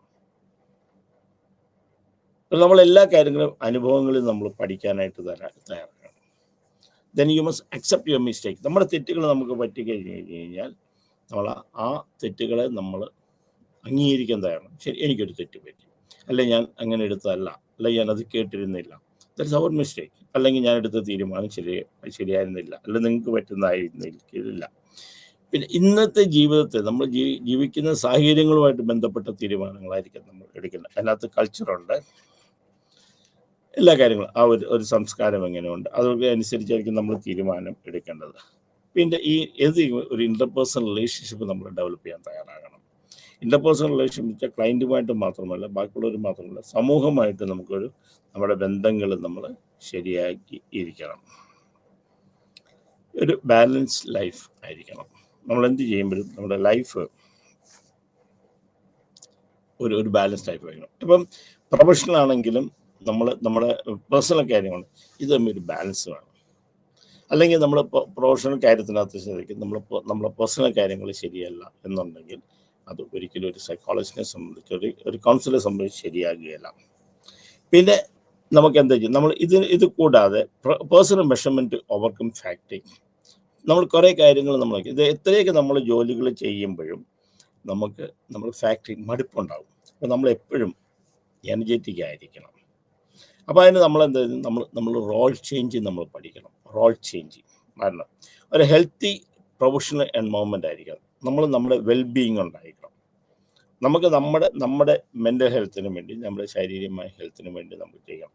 അല്ലാതെ നമ്മളിതെല്ലാം ചെയ്തു ഇത്ര ജോലി ചെയ്യാൻ തളർന്നു പോയി, നമ്മൾ പറയേണ്ട കാര്യമില്ല. തളർന്നു പോകാൻ ആണെങ്കിൽ അത് നമ്മൾ എടുക്കരുത്. ഇന്ന് 5 പേര് വന്നു, അല്ല 6 വന്നു, 7 പേര് വന്നു, അയ്യോ ഭയങ്കര ടയർഡായിപ്പോയി. ചിലപ്പോൾ ഒരു ദിവസം ചിലപ്പോൾ ആരും ഉണ്ടായില്ല, അയ്യോ ഇന്ന് ആരുമില്ല. ഇതിപ്പോൾ നമ്മളൊരു ഹെൽത്തി ഇതായിരിക്കണം. നമ്മൾ ചെയ്യുന്നത് എല്ലാത്തിനും നമ്മൾ ഒരേ രീതിയിൽ കാണാൻ കഴിയും. എവറിത്തിങ് ഇസ് ഒരു പോസിറ്റീവ് ആറ്റിറ്റ്യൂഡ് നമുക്കുണ്ടായിരിക്കണം. ഓപ്റ്റിമിസ്റ്റിക് ആയിരിക്കണം നമ്മൾ. അപ്പോൾ നമ്മുടെ സക്സസിനെ കുറിച്ച് നമ്മൾ കൗണ്ട് ചെയ്യാൻ സാധിക്കണം. നമ്മുടെ ഹെൽത്തിനെ കുറിച്ച് നമ്മൾ ചെയ്യണം. ഒരു വെൽ ബീയിങ് ഉണ്ടായിരിക്കണം. നമ്മളൊരു ബാലൻസ് ലൈഫ് ആയിരിക്കണം എപ്പോഴും. അല്ലെങ്കിൽ ഓവർ സ്ട്രെസ് ആകാൻ പാടില്ല, ഓവർ ആങ്ഷ്യസ് ആകാൻ പാടില്ല, ഓവർ ഒബ്സസീവ് ആകാൻ പാടില്ല. അപ്പോൾ നമുക്ക് സ്ട്രെസ് വരുമ്പോൾ സ്ട്രെസ്സിനെ നമ്മൾ റെഡ്യൂസ് ചെയ്യാനായിട്ട് നമ്മൾ കാര്യങ്ങൾ നമ്മൾ ചെയ്യണം. അപ്പം നമ്മളൊരു പേഴ്സണൽ ടൈം, പേഴ്സണൽ മാനേജ്മെൻറ്റ്, ഒരു ഫാമിലിയും ഇതുമായിട്ട് നമ്മളൊരു ചെയ്യണം. അപ്പോൾ personal measurements to overcome fatigue, അത് നമ്മൾ ഒരിക്കലും മടുക്കാതെ നിൽക്കണം. അപ്പോൾ ഇത് എപ്പോഴും നമ്മൾ ആലോചിക്കണം. ഒരു കൗൺസിലർ ആകുമ്പോൾ ഇത്രയും കാര്യങ്ങളെങ്കിലും നമ്മൾ മനസ്സിലാക്കിയിരിക്കണം. ഒന്ന്, പേഴ്സണൽ റിക്വയർമെൻറ്റ്സ് നമ്മൾ ചെയ്യണം. നമ്മൾ ഈ പ്രൊഫഷനിൽ വളരാൻ വേണ്ടി നമുക്ക് എന്തൊക്കെ കാര്യങ്ങൾ ചെയ്യണം. നമ്മൾ ആരുടെങ്കിലും ഒരു ഹെൽപ്പ് വാങ്ങിക്കുന്നത്, നമുക്ക് എന്തെങ്കിലും ഇതുവന്ന് ചെയ്യും. നമ്മൾ ചെയ്യുന്ന പിന്നെ ചെയ്യുന്ന കാര്യം എഫക്റ്റീവ് ആകണം എന്നുണ്ടെങ്കിൽ നമ്മൾ എപ്പോഴും ഞാൻ പറയും, ഓൾവേസ് ദ ക്ലൈൻറ്റ് അവരെയാണ് നമ്മൾ റെസ്പെക്ട് ചെയ്യുന്നത്. കാരണം ഒരാൾ വരുന്നത് നമ്മൾ ആദ്യം, ഞാൻ എപ്പോഴും നമ്മുടെ ട്രെയിനിങ് വരുന്ന കുട്ടികളൊക്കെ ഞാൻ പറയാം, നമ്മൾ എന്തുകൊണ്ട് പോകുന്നില്ല, നമ്മൾ പോകാത്തതിനൊരു കാരണം. ഇപ്പം എനിക്ക് പ്രശ്നമില്ലാത്തതുകൊണ്ടല്ല ഞാനൊരു സൈക്കോളജിസ്റ്റിനെ കാണാം, ഒരു സൈക്കാട്രിസ്റ്റിനെ ഞാൻ കാണാൻ പാത്തതുകൊണ്ടല്ല. പക്ഷെ നമുക്കതിനെ സോൾവ് ചെയ്യാനായിട്ടുള്ള പറ്റുന്നുണ്ട്. സോൾവ് ചെയ്യാൻ പറ്റില്ലെങ്കിലോ ഇമ്മീഡിയറ്റ്ലി നമ്മളൊരു പ്രൊഫഷണൽ പോകും. നമ്മുടെ മുമ്പിൽ വരുന്ന ആൾക്കാർ സോൾവ് ചെയ്യാൻ പറ്റാത്ത ഒരാളാണ്. അപ്പോൾ അവരുടെ കഴിവുകളെ എൻ്റെ മുമ്പിൽ വന്നിരിക്കുന്ന ഒരു കൗൺസിലറുടെ മുമ്പിൽ വന്നിരിക്കുന്നത് അവർ കഴിവുകെട്ടവരാണെന്നുള്ളതിനെ കുറിച്ച് ധരിക്കുകയല്ല, അവർക്ക് ആ പർട്ടിക്കുലർ പ്രശ്നത്തെ സോൾവ് ചെയ്യാൻ പറ്റാത്തതുകൊണ്ടാണ്. അപ്പോൾ അവരുടെ കഴിവിനെ നമ്മളെപ്പോഴും റെസ്പെക്ട് ചെയ്യണം. ആ കഴിവിനെ റെസ്പെക്ട് നമ്മൾ എഫക്റ്റീവ് ആയിരിക്കും. നമ്മൾ ചേഞ്ച് ചെയ്യാൻ തയ്യാറാണ്. നമ്മൾ എടുക്കുന്ന തീരുമാനങ്ങൾ ലൈഫ് ഇവൻറ്റുമായിട്ടുള്ളതായിരിക്കണം. നമ്മൾ ചെയ്യുന്ന ജോലിക്കുള്ള സിൻസിയറിറ്റി വേണം, സത്യസന്ധത വേണം, പിന്നെ എല്ലാത്തിനും ഒരു ഹ്യൂമർ വേണം, ഒരു തമാശ രീതിയിൽ. കാരണം നിങ്ങൾ ഭയങ്കര പ്രശ്നമാണ് കേട്ടോ, ഒരു രക്ഷപ്പെടില്ല, അങ്ങനെയല്ല നമ്മളെടുക്കുന്നത്. നമ്മളെടുക്കുന്ന ഹ്യൂമർ, ഇതൊക്കെ പ്രശ്നമാണ്, നമുക്കിതിനെ നമുക്ക് ഓവർകം ചെയ്യാൻ പറ്റും, ഇതൊക്കെ എല്ലാവർക്കും സംഭവിക്കുന്നതല്ലേ എന്നൊരു ആറ്റിറ്റ്യൂഡ്.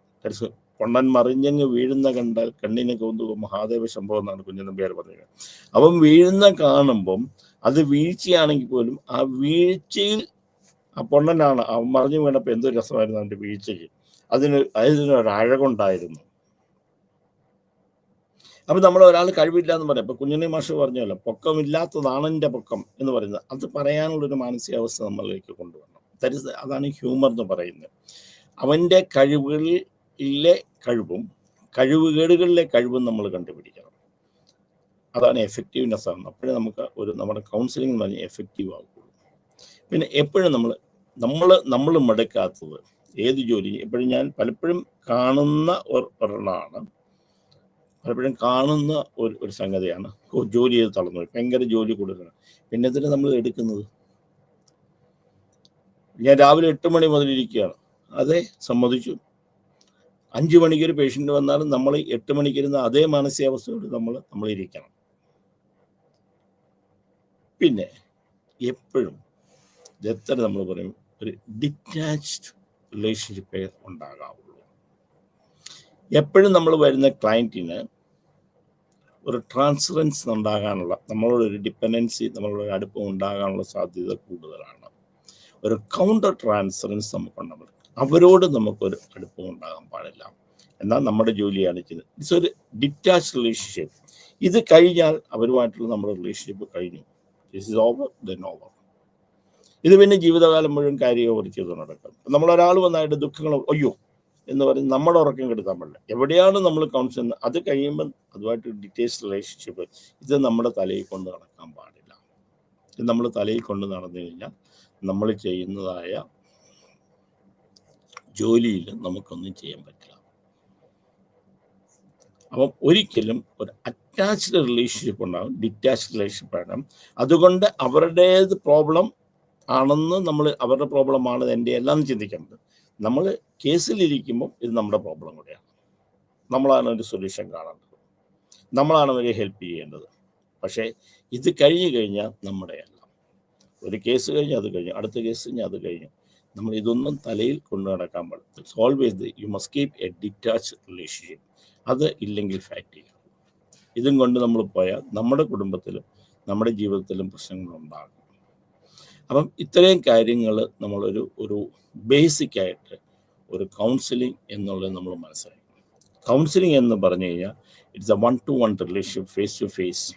നമ്മളെ സംബന്ധിച്ചിടത്തോളം അവർ creating a rational thinking in the ക്ലയൻറ്റിന് ഒരു ഉപബോധമുണ്ട്, ഒരു ഉത്ബോധമുണ്ടാക്കുക എന്നുള്ളതും. ഗൈഡൻസ് പറഞ്ഞാൽ അവരുടെ കഴിവുകളെ നമ്മൾ വികസിപ്പിച്ച് അവരെ ഒരു ലക്ഷ്യത്തിലെത്തിക്കുക എന്നുള്ളതാണ്. രണ്ടും തമ്മിലുള്ള വ്യത്യാസം മനസ്സിലാക്കാം.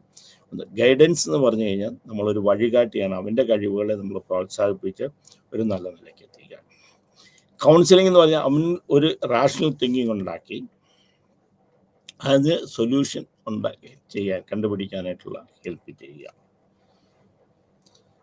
അതേപോലെ തന്നെ സൈക്കോതെറപ്പി എന്ന് പറഞ്ഞു കഴിഞ്ഞാൽ എൻ്റെ ഒരു പേഴ്സണൽ ചേഞ്ച്, ഒരു ബിഹേവിയർ ചേഞ്ച് ഉണ്ടാക്കുന്നത്, പേഴ്സണാലിറ്റി ചേഞ്ച് ഉണ്ടാക്കുന്നതാണ് തെറാപ്പി എന്ന് പറയുന്നത്. അപ്പം നമ്മൾ ഈ കൗൺസിലിംഗ് എടുക്കുമ്പോൾ എന്താണ് കൗൺസിലിംഗ്, എന്താണ് ഗൈഡൻസ്, എന്താണ് തെറാപ്പി. അപ്പോൾ ആൾക്കാർ വരുന്നത് പലതും ചോദിച്ചാൽ നിങ്ങളൊരു തെറാപ്പി എടുത്തില്ല. തെറാപ്പി നമ്മുടെ ജോലിയാണ്, നമുക്ക് തെറാപ്പി ചെയ്യാം, അല്ലെ ചെയ്യേണ്ടതിന് ചെയ്യാം.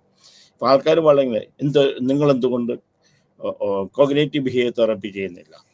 അപ്പം നമ്മൾ ഇവർക്ക് കോഗ്നേറ്റീവ് ബിഹേവിയർ തെറാപ്പി വേണ്ടതാണോ എന്നുള്ളത് നമ്മൾ ആലോചിച്ച് നോക്കാം. അല്ലെങ്കിൽ നിങ്ങൾ ഒക്യുപ്പേഷണൽ തെറാപ്പി എനിക്ക് ചെയ്യുന്നതില്ല, അതിനാണോ വന്നതെന്നുള്ളത് നോക്കണം. അപ്പോൾ ആൾക്കാർ നമ്മൾ പറയുമ്പം അവർക്ക് ആവശ്യമുള്ളത് നമ്മൾ പറഞ്ഞ് മനസ്സിലാക്കി കൊടുക്കണം. അതാണ് നമ്മളെ കൗൺസിലിങ്ങിൻ്റെ ഏറ്റവും അത്യാവശ്യവും മുൻപന്തി നിൽക്കുന്നതുമായ കാര്യങ്ങൾ. അപ്പോൾ കൗൺസിലിംഗ് എന്താണെന്ന് മനസ്സിലാക്കാം. ഇത് ഇന്ത്യയിൽ തുടങ്ങിയത് 1941 54 ഇതൊരു പ്രൊഫഷണലി നമ്മൾ അപ്രൂവൽ വാങ്ങിക്കേണ്ട ഒരു സംഗതിയാണ്. ഇതിനകത്ത് പല സ്റ്റെപ്സുകളും പല പ്രോസസ്സിങ്ങും ഉണ്ട്. ഇതിൻ്റെ ഡീറ്റെയിൽ ആയിട്ടുള്ള കാര്യങ്ങളാണ് നമ്മളിനി വരുന്ന ക്ലാസ്സുകളിൽ പഠിക്കുക. അപ്പോൾ ആമുഖം എന്ന നാളേക്ക് കൗൺസിലിംഗ് എന്ന് പറഞ്ഞാൽ ബേസിക് എന്ത് കാര്യം എന്നുള്ളത് നമ്മൾ മനസ്സിലാക്കുക. അപ്പം ഒറ്റ കാര്യം ഇതോടൊക്കെ, counselling is creating a rational thinking in the people. Guidance is tapping the potential in the client. ഇത് മനസ്സിലാക്കി ചെയ്യുക. അപ്പോൾ ഇതിൻ്റെ വിശദമായ ക്ലാസ്സുകളിൽ ബാക്കി കാര്യങ്ങൾ അടുത്ത ക്ലാസ്സുകൾ നമ്മൾ പഠിക്കുന്നതായിരിക്കും. അപ്പം എല്ലാവർക്കും നന്ദി. അടുത്ത ക്ലാസ്സിൽ നമുക്ക് കാണാം. നമസ്തേ.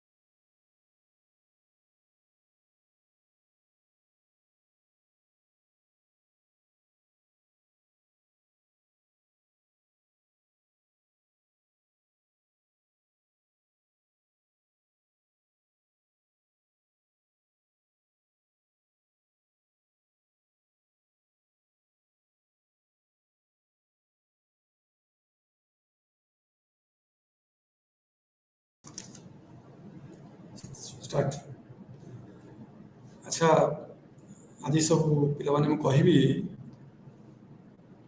अबाउट प्रो सोशल बिहेवियर आम बेले देखू केते जन लोक साहाଯ୍य करने आगे पड़े some people want to help and some people do not want to help ये सोशल बिहेवियर क्या देखले गोटे असुविधा आम हाथ पटे दो साहाଯ୍य पाई लोक अच्छा अनसोशियल लोक अच्छा आंटी सोशियल किए साहाଯ୍य करने को हाथ पटे दूसरी किए आंटी सोशियल चाहूँगी किसी हरण करने आमर जो प्रो सोशल बिहेवियर यहाँ हूँ कौन आम साहाଯ୍य करने आगे आसू आमर बन्या बेले बात्या बेले कि गोटे दुर्दिन बेले आम चाहूँ अन्न को साहाଯ୍य करी आनंद पाऊ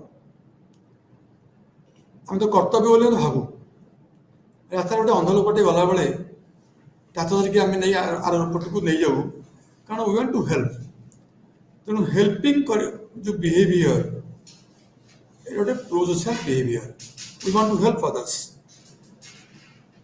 यहाँ जो प्रो सोशल बिहेवियर कहूँ यहाँ गोटे इंटेंशनल एक्ट जो अन्य मानकर उपकार हुए अन्य मान साहाଯ୍य पाती निजे किसी इमिडिएटली साहाଯ୍य पाऊन पाएनि ये साहाଯ୍य करे तार गोटे किसी साहाଯ୍य रिवार्ड मनोबुद्धि रखिरी गोटे से निजे गोटे किसी उपकार पाइब बोली सेमती किसी करे बहुत लंग रन मिल पारे किंतु इमिडिएट बेनिफिट से आशा करे she wants to help others अन्य केमती उपकार पातु तार से उद्देश्य आमर जो सिंपल हेल्पिंग आ गोटे जो बिहेवियर हेल्पिंग बिहेवियर जो आम चाहूँ गोटे गोटे लोक हेल्प करुचे किसी रिवार्ड किसी गोटे ग्राटिट्यूड किसी गोटे आशा करूँ किंतु बेले बेले गोटे लोक साहाଯ୍य करुच्ची विदाउट एनी एक्सपेक्टेशन से ही साहाଯ୍य आम कहू अल्ट्रुइज्म ये अल्ट्रुइज्म जो बिहेवियर तार मेन काम है अन्यर दुख लाघव करवा अन्यर कष्ट कमेवा अन्य को साहाଯ୍य करी तार दुख कमेवा यहाँ ट्रूली कहते अल्ट्रुइस्टिक बिहेवियर बा अल्ट्रुइज्म आमर जो प्रो सोशल बिहेवियर तार से गोटे अल्ट्रुइज्म सेमती गोटे तारी व्यवहार गोटे kind of pro social behaviour and ये जो प्रो सोशल बिहेवियर हम देखू देखा पछरे के मोटिव थाए उद्देश्य थाए उद्देश्य कौन गोटे है आमर एम्पैथी आम जो उद्देश्य को केतोटी थियोरिटिकल वे केतोटी हाइपोथेसिस बा थियोरी अनुसार हम तुमको एक्सप्लेन करछु गोटे है एम्पैथी अल्ट्रुइज्म हाइपोथेसिस आम गोटे किए दुखरे पड़े तार कष्ट को निजे फिल कर जाऊ निजे फिल करी आम साहाଯ୍य करूँ किसी आम आशा करूँ किसी से उपकार कर कि आम किसी इन रिटर्न दब सी जस्ट से विपद पड़ी तो देखिए आम वी बिकम एम्पैथेटिक ता दुखटा को आम फिल करूँ तेणु आम फिल कर दुखटा को आम चाहूँ साहाଯ୍य करने यहाँ हूँ एम्पैथी अल्ट्रुइज्म हाइपोथेसिस ये कौन हो we are motivated to help somebody who is in need because we feel for him. It's a feeling of empathy that helps us to motivate, that motivates us to help. It is the empathy altruism hypothesis. Out of negative state relief model, এটা কোন না negative state relief model গোটে কি কষ্টরে পড়িলে आमे भी से कष्ट को देखिक आम गोटे मन कष्ट भी धारणा सृष्टि वी आर इन टेंशन गोटे कष्ट के पड़ी आमको गोटे अनिजी लगे गोटे जोर कांदुची गोटे चिल्ले रड़ी पड़ी साहय कर हेल्प कर बोली गोटे खातर गोटे रास्ता पड़ी जाइए आम देखला आम मन गोटे दुख लगे गोटे टेंशन सृष्टि जाए माइंड गोटे नेगेटिव गोटे पेनफुल इमोशन माइंड रे क्रिएट जाए ये जो पेनफुल emotion, ये गोटे अनप्लेजेंट फिलिंग्स तेणु आम चाहूँ केमती कम करी से unpleasant by helping the person से अनप्लेजेंट फिलिंग आमर कमी जाए से लोकर डिफिकल्ट देखिए आम मन गोटे अनप्लेजेंट फिलिंग सृष्टि हुए एंड हियर आम साहय करी से अनप्लेजेंट फिलिंग मन मन आम कटि जाए ये एम्पैथेटिक नुहे just to reduce our negative state आम टेंशन रिड्यूस करने आम तक negative state relief model to relieve us from negativism आम साहय करूँ आ गए थार्डली कौन ना एम्पैथिक जॉय हाइपोथेसिस इटी कौन होची आम देखु जे आम गोटे साहय को करे helping others produce a positive impact आमर साहय करा फल जी दुखरे पड़ी सी उपकृत हुए अन्य मैंने भी खुशी हमें when you help somebody in the गोटे रास्ता पड़ी जाइए आम ताको उठे दौचु हेल्प करुचु से तो खुशी होची अन्य मैंने खुशी होती कारण वी आर हेल्पिंग तेणु ये जो एम्पैथिक जॉय हाइपोथेसिस कहूँ जे helping others produce a positive impact on the victim and also on others. So when you help, they react back with the positive gestures. Just thanks Sunati. Then they show a positive gesture. And ये जो positive gesture जो feedback हमको help करे बा हमको motivate करे to help more. It is the empathic joy hypothesis. Out of joy, we actually want to help again and again because you get the feedback. I want to theory होची competitive altruism. Eighty कौन होची ना आम जो help करूचु ये competitive altruism ये कहूँ तो क्या ना here by helping somebody we are going to increase our status or increase our fame or increase our reputation significance मु साहय कली बोली काली गोटे के लोक माने कहले पाण कहले you are not a nice man कि मु अन्य मानक अपेक्षा आउरी लोक भाबिले जे मु अन्य मानक अपेक्षा आउरी stable I our powerful our helping अन्य मानक आउरी काइंड तेणु कॉम्पिटिटिव किमती ना अन्य माने साहय करे मु साहय करूची तेणु आई compete with the people and thereby I am getting more recognition. So by helping somebody, actually I am getting more recognition. So it's a competitive altruism approach. So the man who helps more, he gets more attention. It's a competitive altruism or the altruistic behavior, competitive.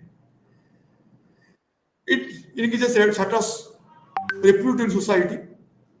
So by helping somebody, I become more prominent. My prominence increases. That is one hypothesis. And lastly, there is another hypothesis called Keene selection hypothesis. Keene होची कौन? ये evolutionary perspective रे ए view टा. आमे देखु जे जहाँ को help करूचु, से माने usually साधारणतः genetically closer to us. I'm a family member. I'm a kith and kin. But younger people, relatively young people, जो है कि हमारा successor. तो सेमान को हमें बेसी चाहूँ help करिया पाई. Not usually to older people, young people, more or less like successors, or our family members, or our kith and kin. We want to help them. Because they are in need. It was a Keene selection theory. Kith and Keene selection theory. We select somebody who is very close to us is in problem, so you go to help them. That is Keene selection theory. আমরা কোন हुए हमें এই সব theoretical aspect ଦେଖିକିରି we can speak that these conditions motivate us to help people. And here, sometimes we find when you help people, there are other people, they only see it. Even if when a person is in trouble, there are many people, they are not all coming to help. Somebody is thinking to help. Now they're thinking that is a stranger, whether you will help or may not help. That's in a conflict. When somebody is in problem, the people think that one stranger is in need, one stranger is in problem. Whether should we help him now or should you not? ये द्वंद्व रहे. तेणु आमर यहाँ कौन हुए? ये कह कहूँ बाइस्टैंडर इफेक्ट. आम कहूँ जे अन्य मैंने अच्छे हेल्प करेंगे मुझे करी रास्ता गोटे पड़ी जाइए आम देखुचु अन्य मैंने देखुं साहय करेंगे मुझे करी आम पलि जाऊँ आउ जन देखी देखुं आम भी देखुचु तो कई जाऊनी to the particular spot to help the person कारण समस्ते भावती सी कर भावती जापर आम यहाँ को कहूँ गोटे बाइस्टैंडर इफेक्ट माने we find many silent spectators आम गोटे कहूँ अति गहरे मूषा मारी हुए सेमती गोटे आमर तेणु बहुत लोग थे कि आम तुम साहय करें दैट इज इम्पोर्टेंट तेणु आमर जो effect of so many people এটা कहते बाइस्टैंडर ता इफेक्टटा कहते बाइस्टैंडर इफेक्ट आमर देयर आर 5 स्टेज मॉडल्स हम जो साहाय्य करू everybody doesn't help everybody is bystander किंतु किए साहाय्य करिवो हु विल हेल्प ए जो हेल्प करिया पे लोक जो आगे जासंती तार 5टी स्टेज अछि प्रथम स्टेज केतବେଳେ करिवो साहाय्य ना when you notice something unusual आमे साहाय्य करू साहाय्य करबो आगे जाऊ तो देखू समथिंग अनयूजुअल रास्ता रे जाउछु देखिलु somebody crying for help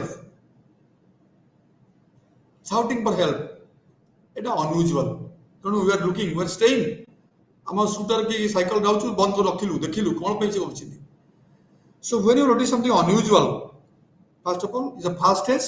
We want to help.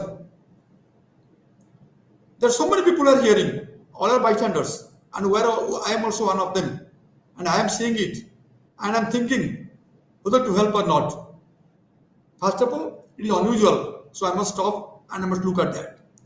And secondly, khali unusual कहले हबनी. It must be perceived as emergency. से खाली कहले हबनी कहले अनिल कहले हबनी माने multiple presence multiple bystanders there are so many bystanders everybody feels unusual but they should feel it's emergency they should perceive it's emergency if not emergency they will not intervene. So first unusual, second emergency, and thirdly, when there is multiple bystanders, people generally withhold help because they feel others will help. That is bystander effect, and because here the responsibility is diffused. मुझे भाभी से करिवो से करिवो is diffused. It has a bystander effect. And here, actually what happens, if the victim, जे साहाय्य मागुची emergency अच्छी, whether it is a potential threat to him, he is having a potential problem or not, or whether it is a clear violation of social norm or not. जन को हांड होची कि गोटे भिड़ी नहीं होची झील का गोटे तो यही सब गोटे रास्ता गोटे क्या गोटे जन जबरदस्ती गोटे ଅଟକେଇକିରି ଖରାପ ଭାବରେ ଦେଖାଉଛି। ତେଣୁ ତୁମେ ଦେଖୁଛ ଯେ ଏଇଟା ଗୋଟେ ପୋଟେନ୍ସିଆଲ ଡେଞ୍ଜର ଟୁ ଦି ପର୍ସନ, ଭିକ୍ଟିମ୍ କି ପୋଟେନ୍ସିଆଲ ଡେଞ୍ଜର বা ଗୋଟେ great violation of social ନର୍ମ। You should feel the gravity, and here only when you feel the gravity, then only you will jump to action. Then you don't wait for the others. You go to jump. You go to help. The next phase is deciding how to help. You want to help. It is unusual. It is emergency. It is a potential threat or great violation of social norm. You want to help. But whether you are having the skill to help or not. Suppose you plate pani budi hochi. You see the potential danger. Tiki pare marji hosi budi kiri. So now how to help? Will you jump? When you pani ki dengi to video pani hogi. Now thinking, do you know swimming or not? You want to jump and rescue the person. But now you are thinking whether you are able to swim or not. Similarly, suppose you ଦେଖୁଛ ଗୋଟେ ଲୋକ ଗୋଟେ heart patient ଗୋଟେ heart attack ହେଲା, ସେ ବିକଳ ରାସ୍ତାରେ ପଡ଼ିଗଲା ହାର୍ଟ ଆଟାକ୍ ହେଇକିରି। Now the question is, you want to help. It's an emergency, potential threat to the person. But now we are having the thought whether you know how to help or not. How can you help when a person is suffering from heart attack? So lack of competence prevents you. Even if you want to help, you should be competent. So now I'm thinking whether to help or not help because you are competent or not competent. Whether you have the skill or not the skill. Now the question is, next you decide finally to help. Now you decide all these 4 stages are over. You covered all the 4 stages. Now you finally decide to help. Now the question is, you again compare the cost and reward of helping. If you help, what will be the reward? Whether you will be more recognized, whether people will feel you great, or you will be more thanked by people, or you are paying more cost. The cost may be you are having injury. The cost may be you may have embarrassment or failure. The cost may be your inconvenience. So we are considering the cost and the benefit, the reward. So if you find the cost is less, then only you go for the reward. Then you go for the action. So finally, when you decide to finally help, after covering all the 4 stages, the 5th one, when you decide finally to help, you are thinking then whether the cost is less or not, or the reward is quite good, quite prominent or not. So the reward cost analysis helps you to jump into the behavior, helps you to decide whether to help or not help. Despite presence of others, if you are having all the 5 stages convinced, you are convinced in all the 5 stages, you jump into action, you help the person. So now I'll tell you the factors affecting pro-social behavior. What are the factors? The first factor is similarity with the victim. Somebody is a victim, the person who needs help. The first factor is similarity. Whether he is close to you, like similar to family is a family member, or is a friend, or similar in age, or similar in nationality, or similar in ethnicity, that you see whether the victim is similar to you or not.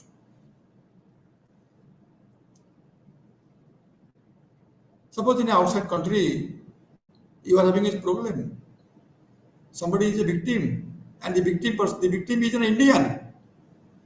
So immediately decide to help him because of the nationality or the ethnicity. Similarly, your family member or your friend, if they're in trouble, you decide immediately to help the victim. So prosocial behavior is influenced by similarity with the victim or is increased when the victim is similar. And secondly, the attribution about victim suffering. The victim is suffering. Now you attribute what is the cause of his suffering. And usually, if the cause is internal, individualistic, I mean, his personal cause, then we do not give so much importance. If the cause is external, by situation, by environment, by outside factor, we want to help him. Example, a person is causing an accident and he is not able to come up or he is not able to come out from the vehicle. And you are running to help him. And he found when you are going to help him, opening the door or dragging him, he found the smell of alcohol from. So now you get the idea that the man is drunk.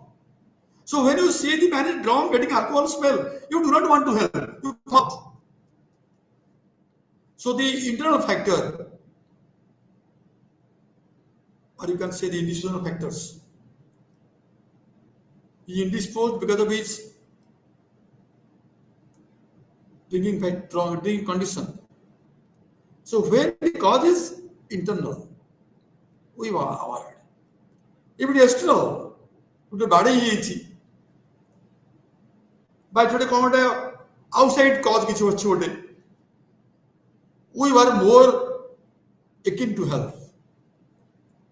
ତେଣୁ ତାର ଗୋଟେ ଏଇ ବିପଦ ବା cause ପାଇଁ ନିଜେ ସେ ଦାୟୀ ନିଜେ ଆମେ ଟିକେ ପଛେଇ ଯାଉ କିନ୍ତୁ ଅନ୍ୟମାନଙ୍କ ଦ୍ୱାରା ଯଦି କହିଥିବ ଆମେ ଅଣ୍ଟା ଭିଡ଼ୁ ତାକୁ ଏମିତି ସାହାଯ୍ୟ କରିବା ପାଇଁ। ତେଣୁ ଏଇଟା ହେଉଛି attribution to suffering. The cause is attributed internal or there is internal attribution. We feel a bit hesitant. When the cause is external attribution, we are very quick to help. And thirdly, prosocial modeling. Actually, we help because others help. The bystanders help, we also help. Somebody is in trouble. Some people are going to help.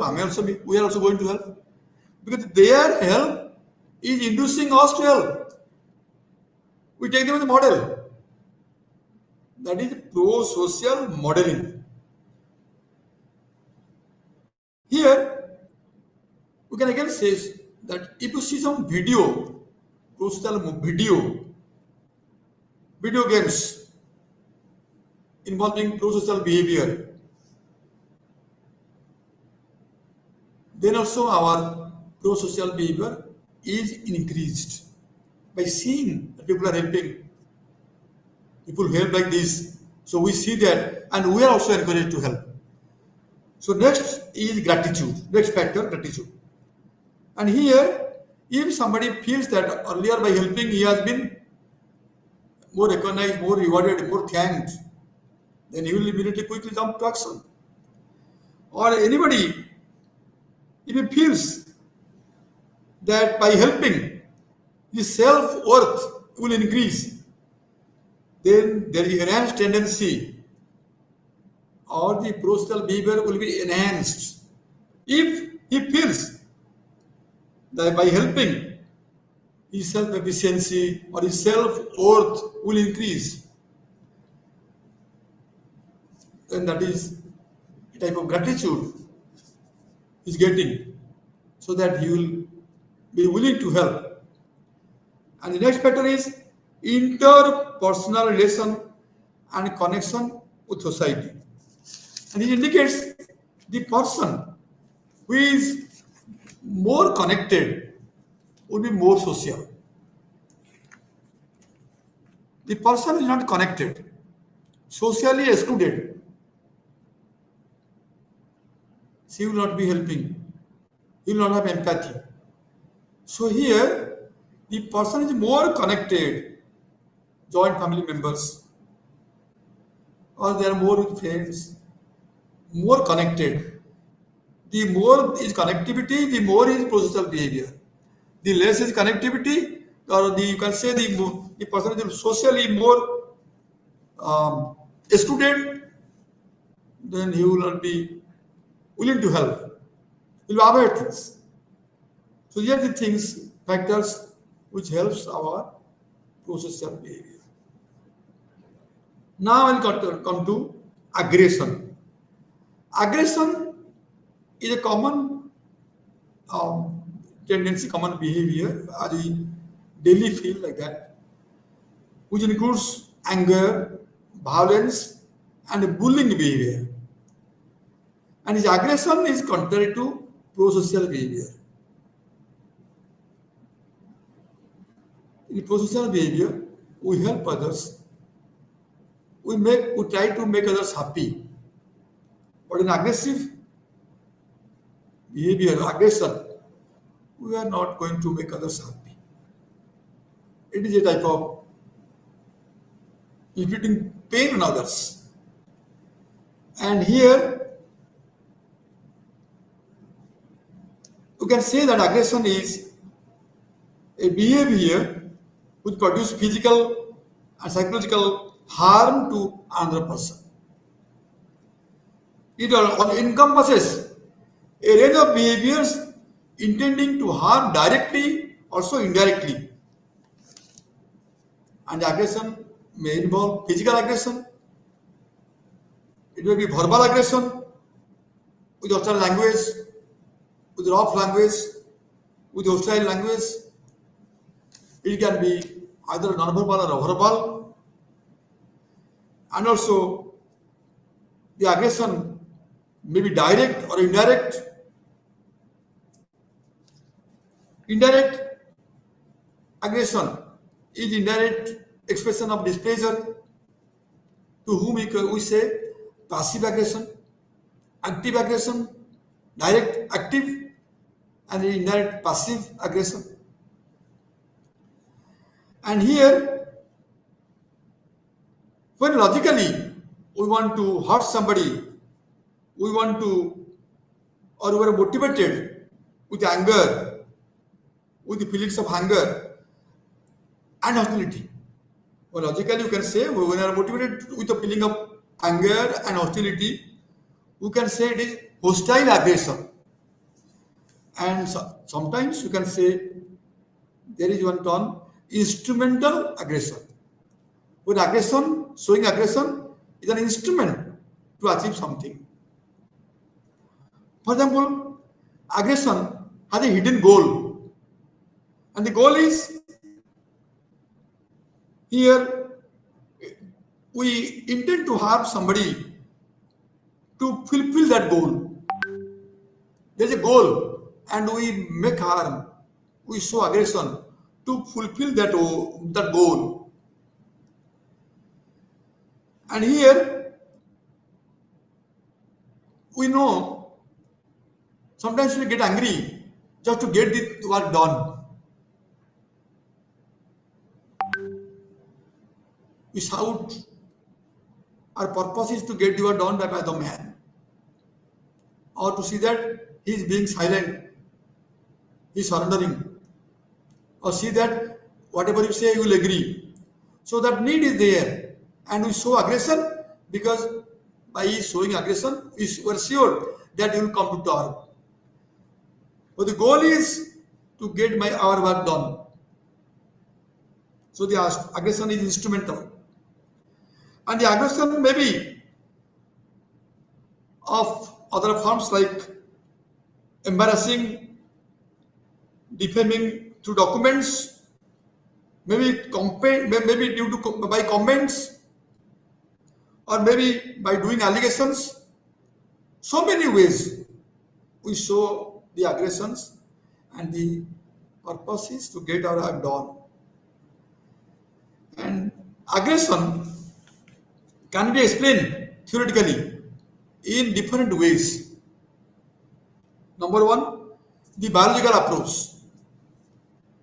So aggression, as we know, is a destructive in its or damaging, destructive, because somebody is getting displeasure through that. And psychoanalytically, Sigmund Freud, he had used the term two instincts like Eros and Thanatos. Eros is life energy, and Thanatos is life instinct, and Thanatos is death instinct. Life instinct, death instinct. So Freud has told that aggression is linked with Thanatos, that is death instinct. So death instinct means, so initially it is towards self, then gradually it is redirected to others. The Thanatos, so it is a destructive, self-destructive energy or instinct. So gradually it is generalized, and we are fond of destroying things. That is one instinct. Lawrence, one sociologist, he has told that we have an instinct for fighting. ପିଲାବେଳେ ଦେଖିଥିବ ସେ ପିଲାମାନେ ସବୁ ଲଢ଼େଇ କରନ୍ତି, fight କରନ୍ତି, just to get some toy or to get some friend. So ଲଢ଼େଇ କରିବା, fight କରିବା ଆମର instinct. Even ଆମର adult ମାନଙ୍କର choice, in the choice of mate selection, to get a partner, they fight. So here, the choice of food, choice of territory, choice of partner, that involves aggression. Fighting, aggression. And that is biological, because we say aggression, something instinctive, inborn. And also, we are having another approach, the drive approach. Drive approach is just opposite of biological approach. In biological approach, it is encouraged from inside. But in drive approach, there is a strong drive to harm others. And this drive is caused by external or situational factors. The situation is contributing to that. So here, in the frustration or provocation or the presence of a weapon that causes us to show aggression. Suppose we are having a knife and a weapon, we see this, we are about to be aggressive. And where somebody is going to frustrate, somebody is going to block our work, prevent us to get the goal. Any obstruction, any provocation, that also drives us to show aggression. And the third is social learning approach. And here we see that aggression is caused by learning. We see in TV, we see the models, how they show aggression. We learn from TV, learn from media. We follow others, we follow the models. So, thus, aggression is having a social learning base. Or you can say, socially learned also, you can say. And next, aggression is caused by frustration. So Miller and Allard, they have given a hypothesis called frustration aggression hypothesis. So they say frustration as an event that obstructs the attainment of the goal. When we're going towards goal, something is blocking it. It is blocked by any obstacle. Then it leads to aggression. So any blocking to our goal causes aggression. So the next theory, the last theory is excitation theory. And here, aggression is caused by a state of emotional arousal, emotional excitement. Suppose you are in a state of excitement, arousal, then naturally you will be more aggressive. For example, suppose you are going to office, you are working in ତମେ ଗୋଟେ ନତାଲା ବିଲ୍ଡିଂରେ କାମ କରୁଛ ବା ଗୋଟେ ବଡ଼ କୋଠାରେ କାମ କରୁଛ, 5 ମହଲା କି 6 ମହଲା କି 8 ମହଲା ଏମିତି ଅଛି ସବୁ। ତମ ଅଫିସ ହେଉଛି 9 ମହଲାରେ। ତୁମେ ଗଲାବେଳକୁ ବାଟରେ ଟ୍ରାଫିକ ଜାମ୍, 10ଟା ବେଳେ ପହଞ୍ଚିବା କଥା, ଟାଇମ ହେଇଗଲାଣି, ଟ୍ରାଫିକ କ୍ଲିୟର ହେଇପାରୁନି। ତାପରେ ପୁଣି ଗଲାବେଳକୁ ତୁମେ ଗୋଟେ ଆକ୍ସିଡେଣ୍ଟ ନାରୋଲି ଏସେପ୍ କଲ, ଗଲାବେଳକୁ ଏତେ ରସରେ ଆକ୍ସିଡେଣ୍ଟ ବି ସେଭ୍ କରିବ। ପୁଣି ଗଲାବେଳକୁ ତମ ବିଲ୍ଡିଂରେ ଲିଫ୍ଟ ଖରାପ, ନହେଲେ ସିଡିରେ ଉଠିକି ଗଲ, ତୁମ ମାଇଣ୍ଡଟା ଯୋଉ ପୁରାପୁରି aroused, excited, you are now under excitation। ଗଲାବେଳକୁ ତମର ପିଅନ ତମ ରୁମ୍ ସାମ୍ନାରେ ଅଳିଆ କରିଦେଇଛି, ହଠାତ୍ ତୁମେ କ'ଣ କଲ, ଯଦି ପିଅନକୁ ଡାକି ପାଟି କଲ ଜୋରରେ, କେବେ ସବୁଦିନ କରେ, କେବେ ପାଟି କରୁନି, ଆଜି ପାଟି କରୁଛୁ, କାରଣ ମାଇଣ୍ଡଟା ଏକ୍ସାଇଟେଡ୍ ହେଇଯାଇଛି, ଆରାଉଜ୍ ହେଇଯାଇଛି। So now this aggression is a cause of excitation. It's called excitation theory.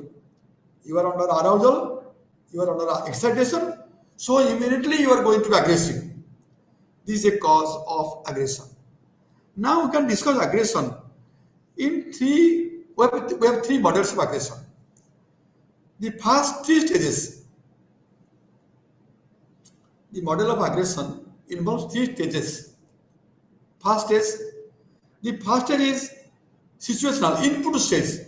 Input stage, केमती को stage रे तुम्हारा aggression we are going to show aggression. First of all, the input stage has 2 stages, what is situational, what is personal.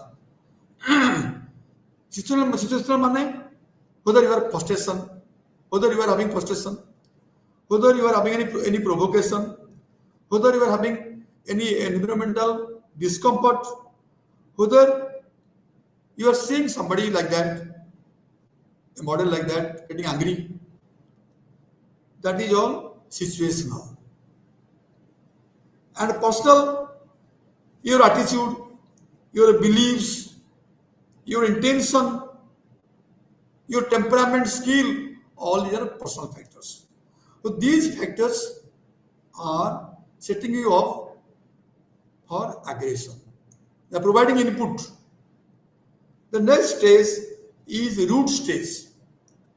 Now this input has to be processed either in affective way with emotion, you're getting emotionally very high, or to cognition through a belief system, or you are very aroused, your affect, your cognition, your arousal, all these are involved. That is the internal stage, present internal stage. First stage is input stage, second is your present internal stage, and third stage is appraisal or decision. In third stage, you will decide whether to be aggressive or not. So if you are thoughtful of action, or you are thoughtful in your action, you are thinking the pros and cons, then you may be non-aggressive. But if you are impulsive, very quickly, very impulsive, then immediately you go for aggression. You become aggressive. So now with these 3 stages, that is input stage, root stage or internal stage, and the appraisal or decision stage, with the 3 stages, we go to show aggression. Now I'm telling the causes of aggression. What are the causes of aggression? The aggression has so many causes, and the causes may be grouped as personal, situational, interpersonal, so many causes. So now I'm talking about personal causes. As I've told you earlier, the frustration or any provocation or when the goal is blocked, we are feeling very frustrated. The personal factor, here our frustration leads to the cause or leads to aggression. And secondly, the personality factor. The personality factor or the personality is the cause of aggression. There are some people, they have the traits in personality, but they have personality traits to be quickly angry. And we have different types of personalities. Type A personality, type B personality, type C personality. Type A personality, they people are very hasty, very hurried, very quickly, and they also become very aggressive. Type B people, they are slow. So usually type A personalities are more prone to aggressiveness. So personality factor counts. There are some people, some personalities, they are not very aggressive. Even if you want them to be aggressive, they do not. There are some people, if you just slightly tell them they are hypersensitive, they immediately react. So personality factor works. And next factor is biochemical. Biochemical influence. The presence of hormone. And actually we have found a hormone called testosterone, male hormone. It is more in the body, people become more aggressive. Also, it is found that by the hormone like serotonin hormone or by using alcohol, you sometimes becomes aggressive. So hormone has a role in causing aggression. And also we have another cause that is called displaced aggression. So sometimes we find our aggression is displaced. आमे को घरे रागिकी आसनी बाबू माँ रागिले बाबू उपरे बाबू किसी कहि पारेनी बाबू office आसी party कले तो we our cause is something different. We are not able to return to our aggression. We could not show aggression. Now we are showing aggression to a person who are innocent or mildly offensive. एतिबे कहली घरे राखी आस कि office रे party करछ कारण office रे तुम कहबे किछि ना माइल्डली रिएक्ट करिवे that is a displaced aggression. So here the aggression is displaced from one source to another, from this object where गोटे ऑब्जेक्ट जो टिके ऑब्जेक्ट हवा कथा नय कि आउट ऑब्जेक्ट को हेउछि displaced from one object to the other. Another factor is age and aggression. Usually you find younger children and adolescents, they are more aggressive. And here, gradually when they grow up, their aggressiveness decreases, they become more rational. So age counts. Usually young people, they are angry, aggressive. But the old people, they are stable. Also another factor, gender and aggression. We find the males are usually more aggressive. We know the male, they fight and fight. They fight, and if they are not able to win the fight. But the females, they tend and befriend. Females, they don't like to fight. They want to befriend others. Usually, if you look at the gender, and here we find females are more socialized. and the females, they show more indirect form of aggression, passive aggression, and the males are more active in their aggression. So gender has a role. So all these things indicate there are so many factors, conditions which is influencing our aggression. Now, these factors are personal factors. Now I come to interpersonal, social, and cultural factors. And exposure to mass media. So by seeing TV, so we are exposed to aggressive postures, aggression. So this in children becomes very significant. This mass media that increases or creates aggressive tendency in children. So another is social rejection. If the children in a group are not socially included or they are not liked by others, or if somebody is socially excluded, naturally will be more aggressive. I told you about connectivity. Less connectivity increases aggression.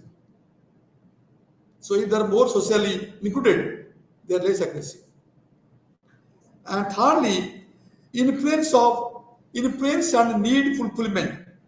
So aggression is a way to exert influence and getting needs fulfilled.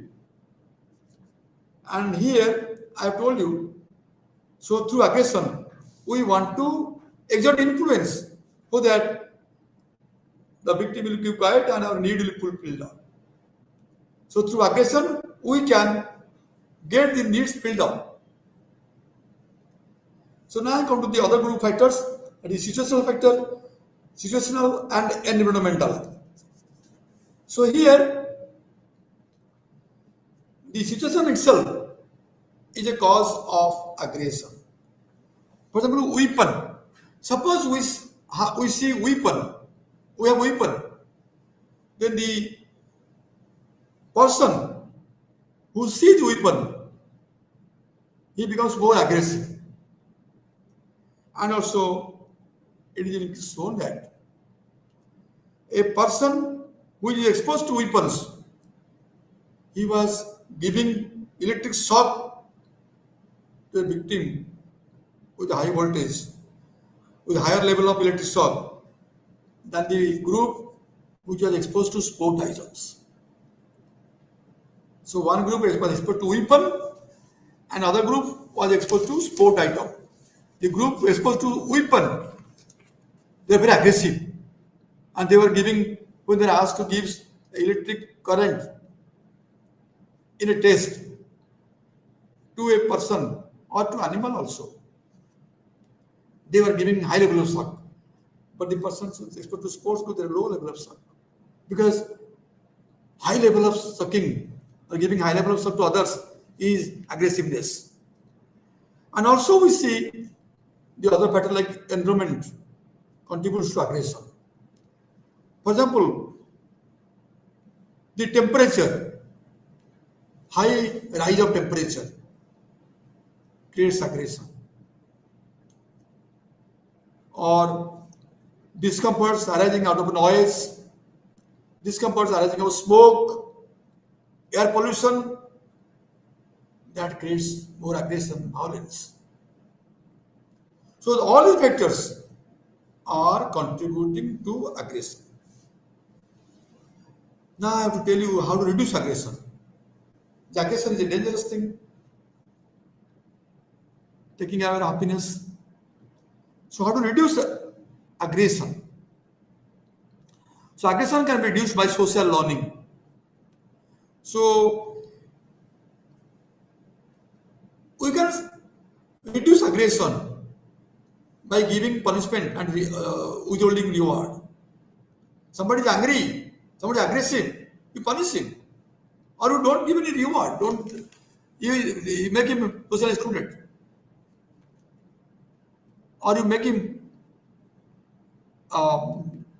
unattended. So this reward punishment system can change the behavior. When the consequence of aggression is painful for the person, he will try to avoid aggression. And here, also aggression can be changed by observational learning. Suppose we see the non-aggressive models, or you see the pro-social models. आमर जो कहती आदि कहले तुम एगाल को मारले आगाल को देखे देवी ये जो नॉन वायलेंट मॉडल कि गोटे प्रो सोशल मॉडल गाड़ी देले भी लोक हसुथिबो pro model by looking at the model, by observing at the model, we learn how to avoid aggression. Social learning. The social learning helps you to reduce aggression. Next one is catharsis. Catharsis is a psychoanalytic approach. It is a psychoanalytic approach. Kono? A strong emotion is vented out in a displaced target in a milder form. तुम्हारा aggression जो अच्छी, that aggression is vented, channelized in a milder form. For example, you are very aggressive to a person. You are not aggressive to a person, your enemy or anybody. You are now aggressive to the photograph. You are seeing the photograph throwing ink. So the aggression is a catharsis. To that, the aggression has been transferred to a milder degree. Or you can say that it is displaced, transferred from the original person to another person, to a picture. Or you can say, just like seeing the enemy photograph, you are shouting in foul language.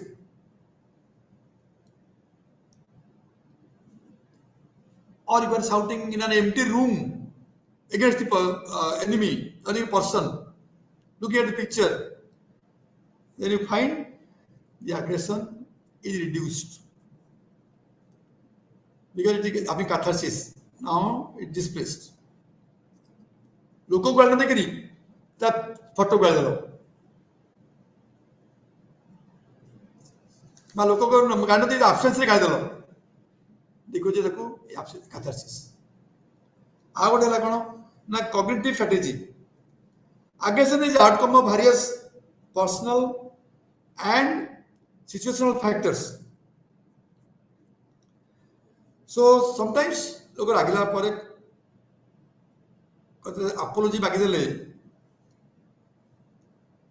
aggression कमी जाए. So engaging self-regulation or engaging self-control may reduce aggression. You regulate yourself, you control yourself. देखियो aggression कमी जीवो. हमारा cognitive deficit हेले aggression बढ़े.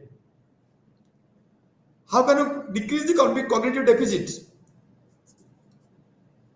Here, irritating things, you prevent it.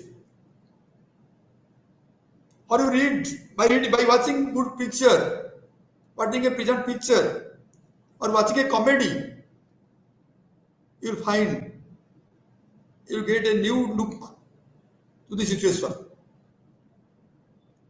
By increasing your cognitive level or avoiding cognitive deficit, a cognitive level, if for sound, you will find aggression will decrease. So aggression is caused due to cognitive deficit, and you don't allow the deficit. Now I come to the other form of aggressive behavior, that is bullying behavior. Bullying is a form of behavior which one person repeatedly assaults one or more to assaults on one person or also to more persons frequently. Persons who have no power to retaliate. So bullying is a type of aggression on persons who are not able to retaliate. It can have several forms like verbal bullying, it can be physical bullying, it can be psychological bullying, it can be social bullying.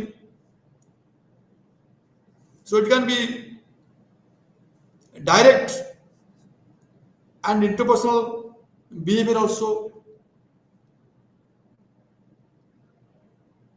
It can be also online, there can be online bullying also. So here, somebody can abuse somebody with foul language, either in person or in absence, or somebody may teaching, or somebody may be very rude, having rude gesture. That is bullying, or spreading rumor against a man, or hurting physically. They are bullying. ये जो bullying behaviour होची जहाँ ऊपर तुम bullying behaviour करछो बा ताकू जहाँ राखुछो से लोकटी किसी उत्तर धीरस्थ लोकटी किसी करि परनी तुम ताकू ता ऊपर जबरदस्ती आपण देखौछो कमेंट करछो ता बदनाम करछो ता फोटोग्राफ ते करछो ता नारे चिडौछो ताकू गोटे रखि करी गोटे कमेंट ता ऊपर ताकू जोकर भले ताकू बिहेव करछो से किसी कहि परनी ये गोटे पर बुलिंग बिहेवियर.